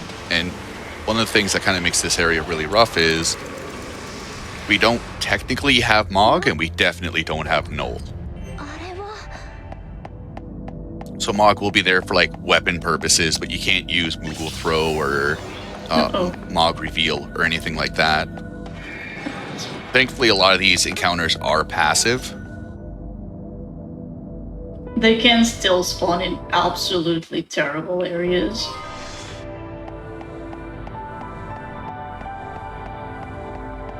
So here we have this little girl that we know nothing about because cutscenes are a myth. We're just gonna run around, talk to Ewell a couple of times, get a bunch of free CP. All this leads to just... Fuck. They didn't despawn. All these just lead to a despawn. So yeah, that was an example So this- of a very bad spawn.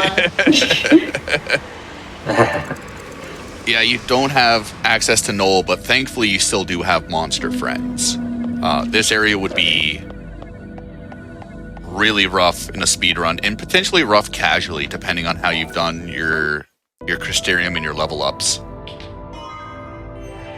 Yeah, like the fights that they put here, one of them is purely in case you missed your chance to pick up Myrnecton and Necton, but the other fights with the Cleone and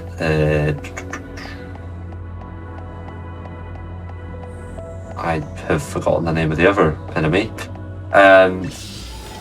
Really? Like they don't really give good CP, so it's like if you're not leveled very well, farming CP here is such a pain. But you cannot go anywhere else except for the Colosseum, which has no purpose, and the casino, Which also has no purpose. Which I don't know about you, but I don't really want to be going to a casino right about now. It's got Lucky Coin. Lucky Coin Yeah, there's better doesn't help you times to do against cards. So if you happen to farm here, I'm assuming Noel also gets the CP. Yeah. Yeah, luckily it's not a case of like Fang in FF13 where when she's not actually in your party until when you get her, she doesn't get any CP. Noel still gets CP here. Alright, so that's with adrenaline, that fight's just going through the motions. Without adrenaline, that's one of the most dangerous fights in the entire game. Kaius hits very fast and he hits very hard. And he has Chain Break, which resets his chain gauge and interrupts you at the same time, no matter what it is you're doing. It can be very obnoxious.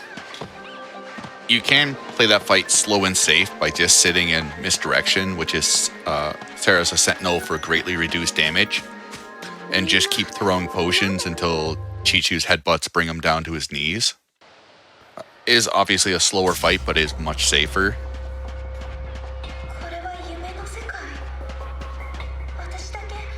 Oh yeah, remember when we said lightning wasn't in the game anymore?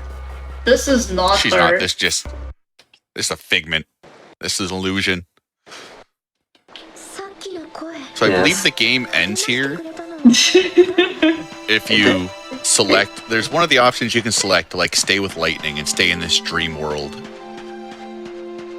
Yeah, it's one of the paradox endings, which are secret alternative endings, non-canon endings that the game has. They don't give you 2 credits, so we can't actually use this as true any %. But you can How amazing definitely... would that be? No final boss fight, just mess up on the text box selection and your run dies.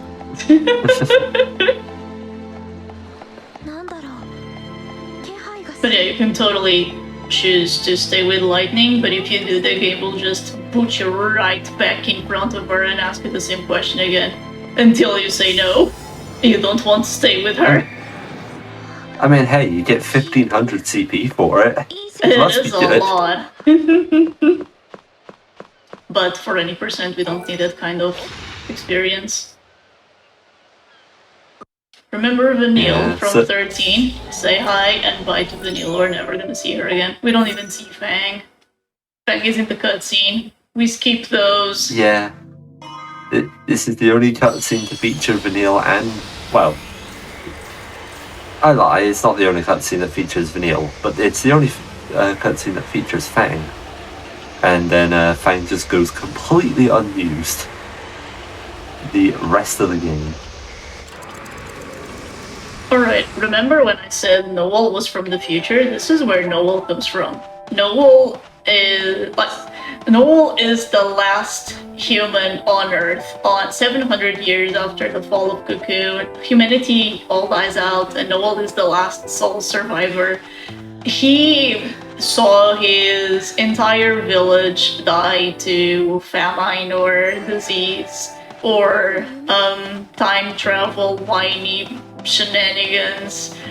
And he was on the brink of death when the goddess decided to send him to Lightning, and then Lightning decides to send him to the past. Noel's backstory is legit one of the best and most heartbreaking backstories of any Final Fantasy character. Like, right up there with Zidane's, I'd say. Aetro is a very empathetic goddess. She also makes some really bad mistakes at times. Yes. Caius has the heart of Aetro, which grants him immunity and the power to travel through time. Immortality is the word you were looking for. Yeah. And then there's Yule, which is basically the Cirrus. She has the eyes of Aetro. So Yule gets to see future events, but seeing those future events greatly reduces her lifespan. So Caius has watched countless number of these Yules die, but every time they come back, it's never the same Yule. One likes to draw, one likes maple syrup on their pancakes, one likes flowers and singing. So they're all kind of unique. And the main thing behind Caius's drive is just he's tired of seeing this girl die over and over again. So if time doesn't exist, Yule can't die. Remember when we said there are fights where we're gonna die? This is that fight. This fight is made to be unfair towards you, and the game doesn't care if you win or lose, so we're just gonna lose. But you can, well, I say you can win the fight, not with any percent stats, but you can win the fight, and doing so will give you a result screen. You also get a drop, which sells quite nicely. And the bestiary entry. Yes, and that. For 160, yeah.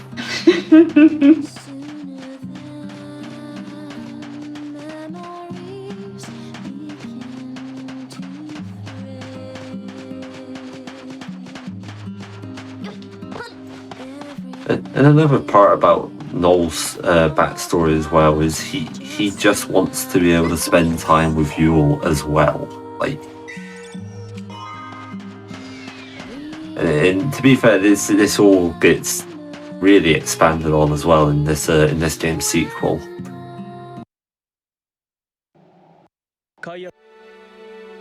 Seven cutscenes that I have to skip here. Yeah.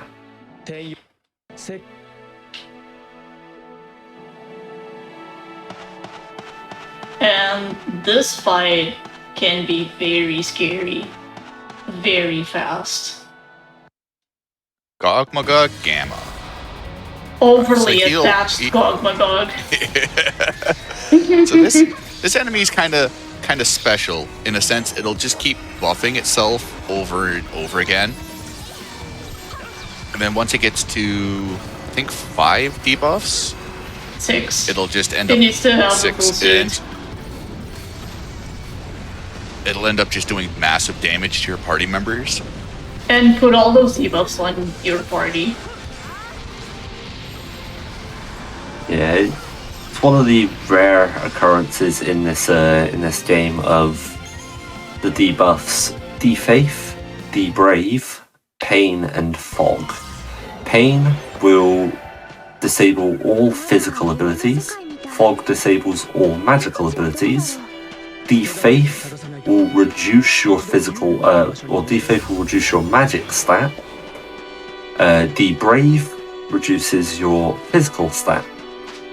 And then there's also Deprotect, Deshell, Imperil, Poison, Curse. Like, he gets the whole lot, and he can just put them on you if the fight continues. He just needs to use right 6 times in a row, and that's fast enough, faster than you being able to kill it.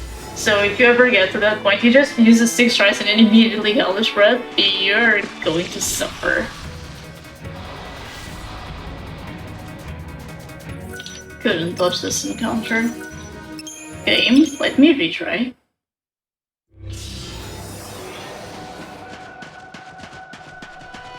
But look how tiny the Ploufton are. Cuties.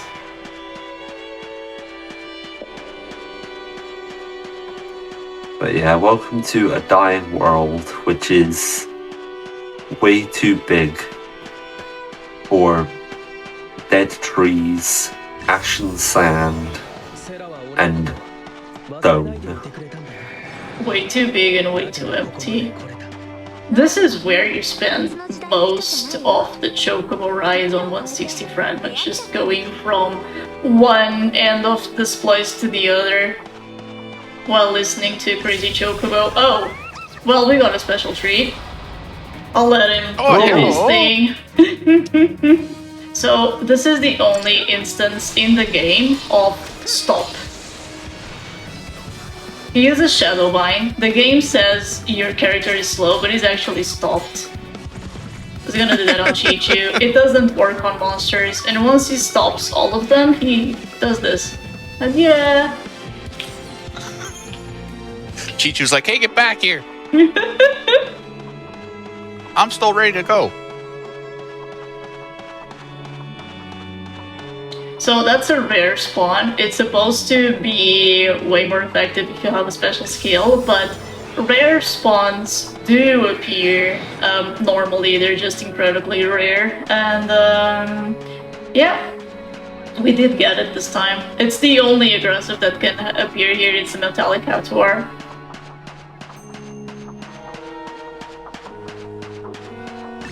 And yeah, its entire chart is just using Shadowbind on everyone and leaving. Yeah. Metallic Hatuar is not too bad for CP if you can beat them, and they also drop. I believe it's. I think he also drops potent orbs. Quite a lot of them. I think so. So it's like it's quite a nice. It's quite a nice enemy to farm, but again, it's rare, so it's like it's sort of very, very end game. Yeah, we make our way here to the Farseer's relic, where we get reunited with Mog, and now we can go back into essentially the real timeline instead of being stuck in nowhere. But we just had to make a little stop off at New Bodham, which, again, at 700 AF, is a complete desolate wasteland. Nectins and Cactuars are the only things that have survived, just as life intended.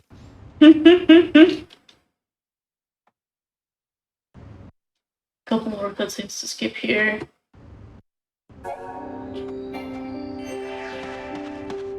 What's the stuff? The stuff is crystal dust.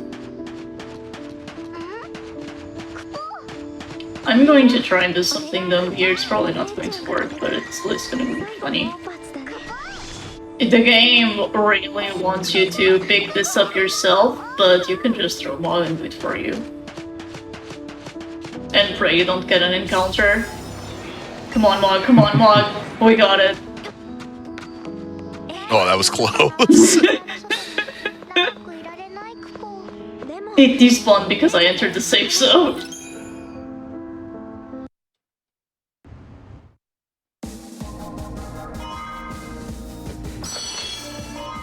Yeah, a cutscene that we skipped in that little area was basically the entire explanation of why lightning was in Valhalla. Essentially, Etro it performed two miracles. One, it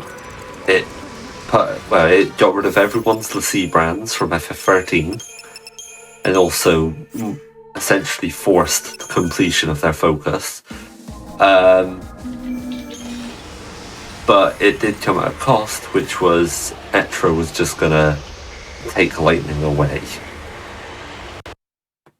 Oh, that's a first. Oh, I haven't seen that one yet.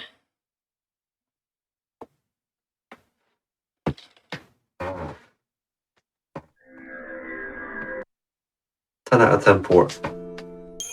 10 out of 10 board. Would not expect anything else. It should have autosaved. But we're gonna... Oh. Why am I hovering over Serendipity? That's strange. That's where the autosave was. At least you got your skills. Yeah, at least I can make sure I have the skills equipped. I do. Okay. So it did autosave. Oh, because you autosave when you leave. Right. Right, let's try again. So Bargain Hunter just makes items we buy at the shop cheaper. And the anti-grav jump just lets us hover in the air when we jump. Which, coming up to this next area, Academia 500 or Insano Tetris Land, the gravity jump does make you do some very risky things to skip a lot of cycles. So here is probably one of the biggest shops in the game. The biggest shop in the Going to be round. selling basically a couple accessories, all of our components, the monster materials except potent crystals and power orbs and essences. We're looking to have about 57,000 gil in this. And this is all basically just to power up Chichu as much as we can. Because Chichu is a late grower, this is where you're really going to start seeing his stats just get completely out of control. But first, no Mysterium. Yeah. If you look at the strength and magic that Noel and Sarah has, Noel currently hovering around 80 strength, 160 magic. Chichu already has about 500 strength. Well, not quite 500, but still, the monster stat growth is just ridiculous. But I suppose it does come at the drawback of these monsters only have one roll. Yeah. But it doesn't matter when that one roll is all about damage. Yeah, so Chichu started with 418 strength. He's now at 614. Not the one.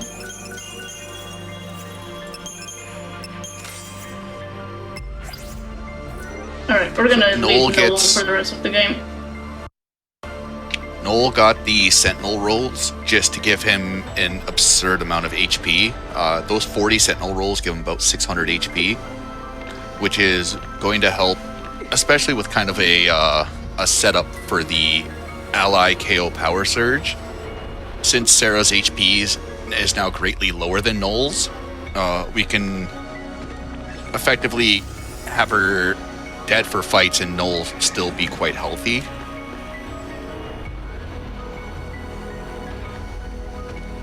Yeah, and another part of the Sen Cristerin that we did there was also for the ability Reprieve, where anytime a character is not in critical, a otherwise deadly move will actually leave the character at 1 HP. And that can be important right at the end of the run. Since we have Adrenaline, it's probably not going to happen, but if I mess up the fight, it will definitely happen. Yeah. Yeah. But this is a perfect example of showing look at a few things here. Obviously elemental weaknesses again. You're able to just do more damage. You're also able to chain a bit more efficiently. Something else that is a bit shown off here is actually Null's Ravager Strikes. So whilst with spells, they only hit once, with the exception of like Aroga. I forgot to do this. Null's Ravager, or Null's Ravager Strikes actually hit twice. So in the end, they actually chain a little bit more efficiently. But then also we get to see Ally KO Power Surge, as once Sarah has gotten the debuffs off that she needs to do, we're happy to just let her just not be part of the fight. And then for the rest of this fight, it's just a case of not allowing this split to happen, which this looks good. Now we are looking for a 2 Scarletite drop. I think we got 1. We got 2. Alright, never mind, we're good. And go ahead, you can explain it better.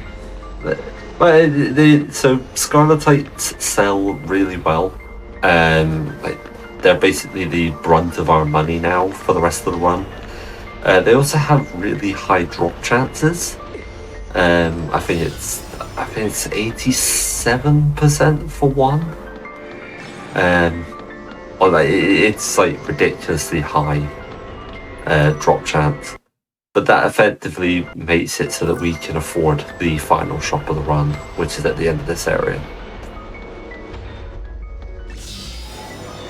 Yeah, it kind of causes a little bit of a divergence in the route. So if you get 2 Scarletites, you can level up Chichu enough for his next roll level, which gives him an additional ATB bar.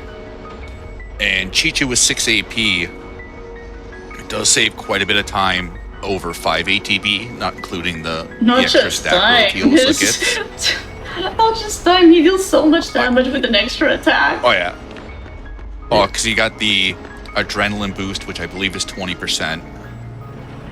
Ally KO, which I think is another 20 or 30. Ally KO Power Surge is, I want to say it's 60. I didn't think it was. I thought it was that high for 2. Oh no. I know, because I know Ally KO Power Surge 2 is 140%. Oh dang! That's not an ability to be trifled with. Yeah, and that goes for FF13 as well. But the only character who gets Ally KO Power Surge is Vanille. Oh baby! But if you're on JP 1.0 for FF13, you can have a death do 1,999,998 damage. Sexy. Oh, okay, this is going to turn, so here's what we're gonna do. Bye, Mog. You can look at him. The little pink pom-pom. Bye. He falls so far. I mean, what do you expect? I think we're on the 500th floor.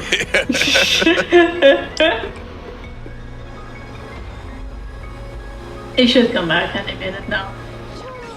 Yep, there he is. So if you're playing this casually or learning the speedrun and you happen to miss a Mog throw, you can just change your party leader and Mog comes back right away.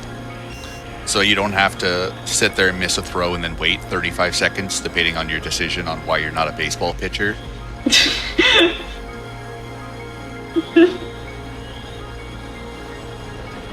I'm wondering if the crash is a memory leak of sorts.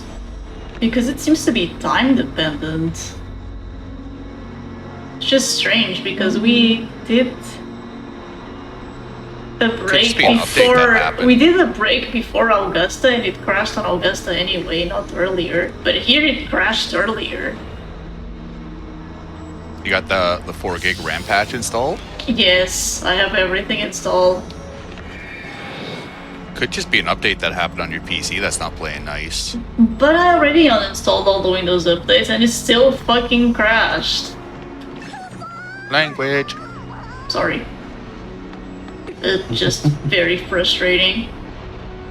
I know Chrono Trigger is starting to crash for me, like just out of the blue. I'm pretty sure it's because of some random update. Alright, Apollo. This is kill him before he kills you. Except this one goes very fast.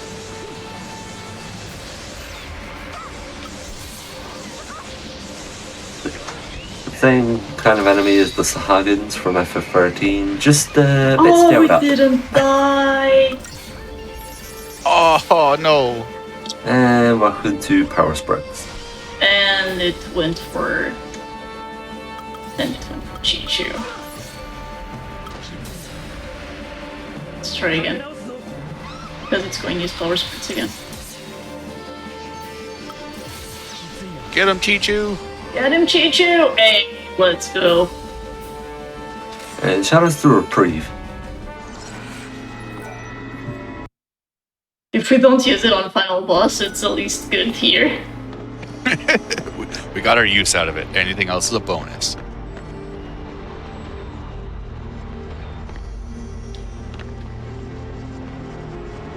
This is one of like the final dungeon layouts where you just kind of sit here as a casual player and you're like, why? The game was so fun until this point. It's even worse in 160. Yeah, Like trying to actually learn this area is... Yeah, to get all the items. Yeah. I am not all the items, all the map pieces. I'm making this platforming look easy. It's not easy. This game was never meant to be a platformer. Every time I get here in Rando, and it's just like, what way am I supposed to go again? I don't know the layout enough.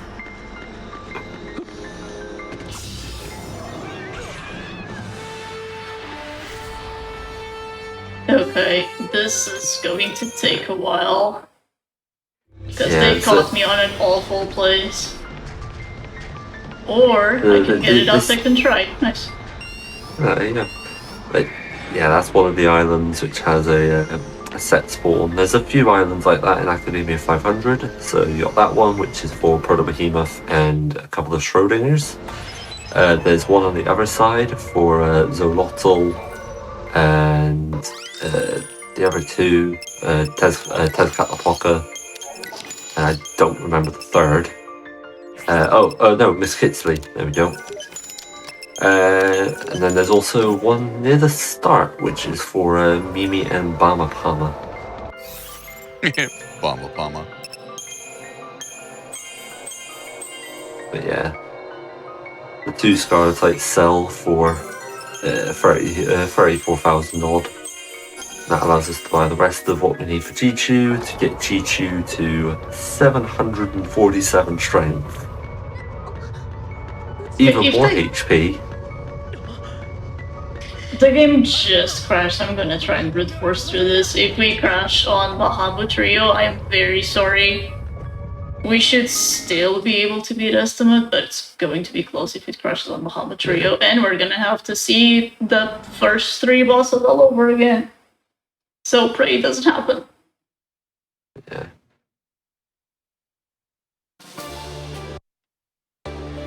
Yeah, this is the final boss gauntlet. The first fight is against Chaos Bahamut.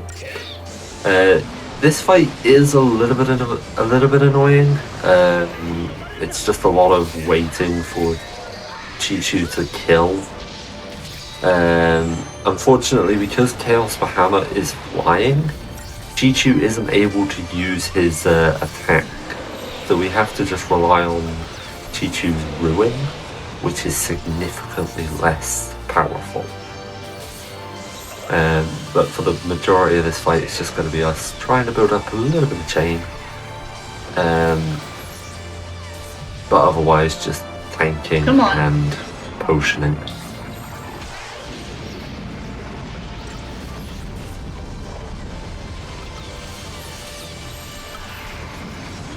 And Pharaoh throwing potions to get Chi-Chu back into that green health, so adrenaline activates for the damage increase. Ooh, the Phoenix Blood. Then we've got Caius Bahamut. So this fight is basically scripted. Caius will only ever target Sarah, which is why leading Null is actually really, really useful. Sarah will always die in the Pulsar Burst.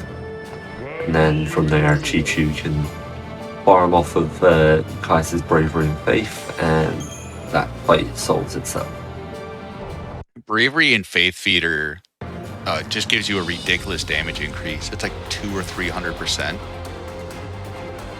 So not only does he get to steal the buffs, but he also just ends up dealing like 9,000-10,000 damage on top of it.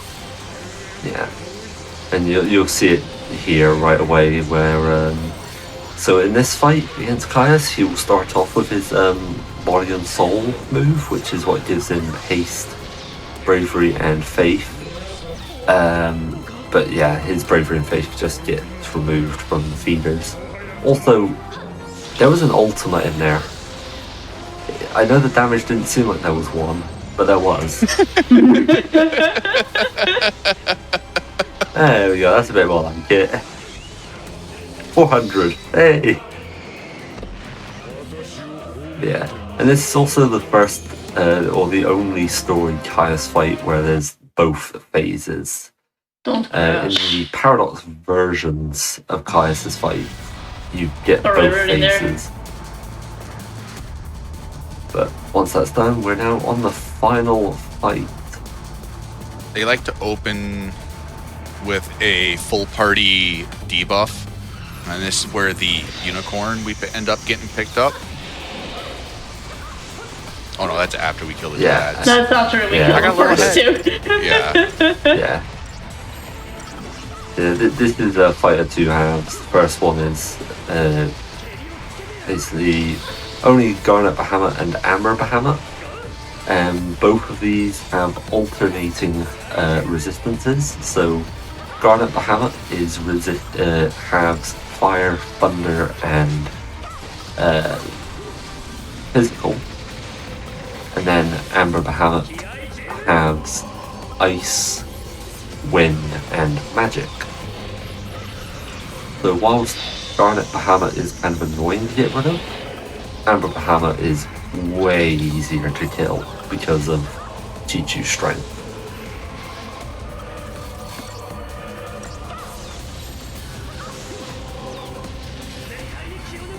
Oh, that wasn't a refresh? That's a refresh. Also, because of changing skies, Amber Bahamut kept getting Faith, so Faith Feeder always kept proccing. But now we're here in the second phase. You saw 4 different debuffs on there. I think we had Poison, Curse, Slow, and something else. Poison. Deprotect was the 4th. Oh. But yeah, we used the unicorn. That gets rid of all buffs and debuffs from everyone in the fight. And then, yeah, it's just stagger, get debuffs on, get Sarah killed, and then from here it's let Chi-Chu just do the rest. Get ready on time. You can see Chi-Chu doing 50, 55, 57k. GG's. Alright. EG. Clean final fights. I'm happy with those.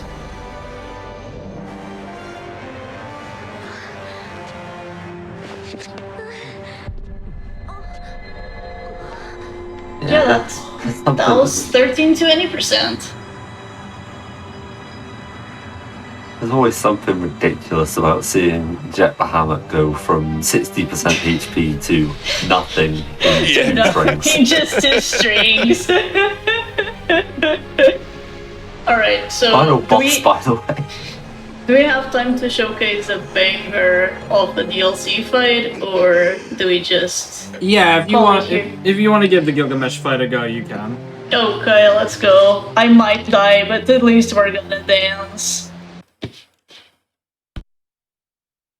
I just need a few seconds to actually put the right saves in. Not that one. This one.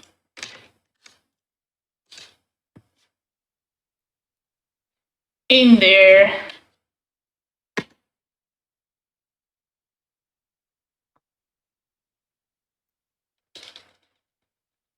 So, if you've ever played FF5, or if you've ever played a Final Fantasy game that has some type of crossover, you will know about this fight. Which one was it? I think it's this one. And this is exactly that same Gilgamesh. And the remix they made for Big Bridge here is one of the best they've ever made.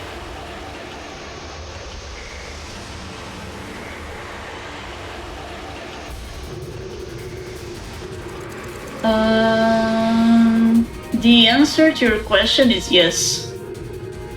Oh, that's really, with all of those crooks out? That's not bad at all. Okay. Yeah, so that was a 236.07, which looked like it was a PV, didn't it? Alright, so prepare. All I want to see from chat until I die or Gilgamesh dies is jam emotes or dancing emotes of your choosing.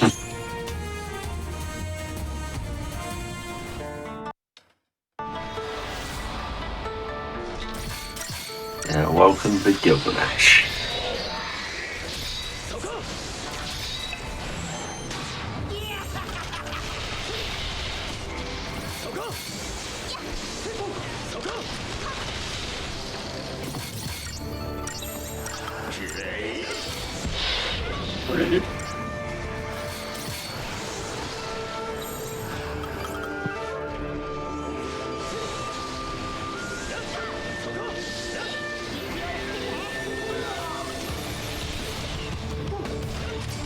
Oh yeah, I should have done that, shouldn't I?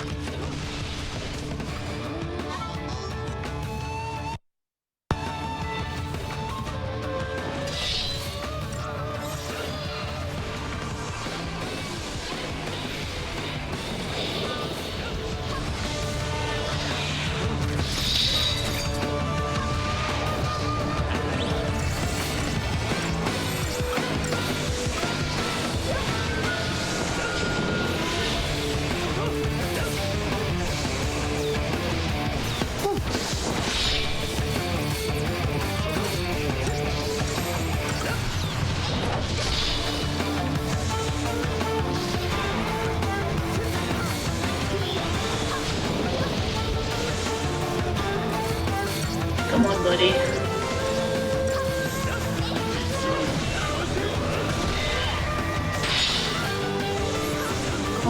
What was this one?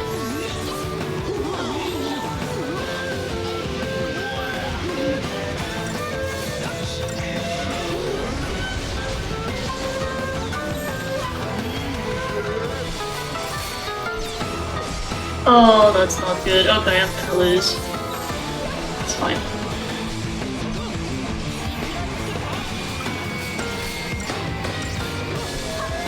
But the fact that we have Gilgamesh staggered, Gilgamesh actually hits a lot harder.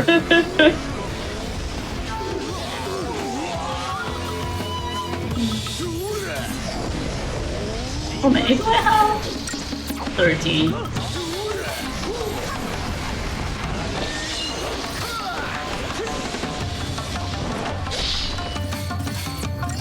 Because the entire gimmick of this fight is relying on keeping him interrupted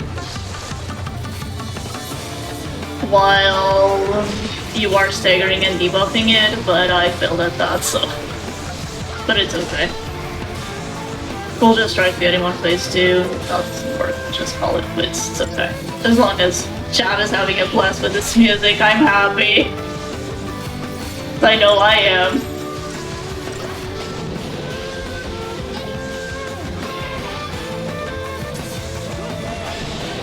Gilgamesh hits hard, he hits fast, and then in Stagger, yeah, he's doing debuffs, and he makes it very difficult to do anything.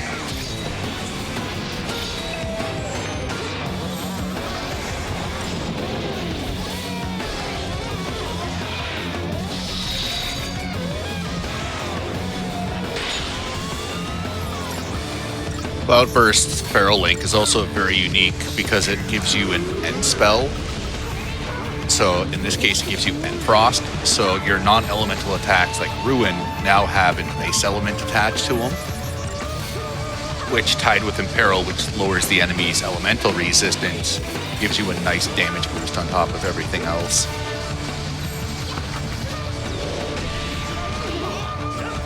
Yeah, if everything goes well, if everything goes well and your setup is perfect, and my setup for this save isn't perfect, you can actually kill Gilgamesh in a single stagger, but I have to actually practice this fight and I couldn't, so... But it's okay. We got this. We got the banger. I'm happy. The Calm Lightning with uncapped damage really carries its weight in gold. But yeah, that's it for us. I'm sorry I couldn't bring you to the end, but the last time I loaded that save was 2 years ago, so... You're not gonna casually beat the hardest boss in the game after not doing it for 2 years? Do you even speedrun?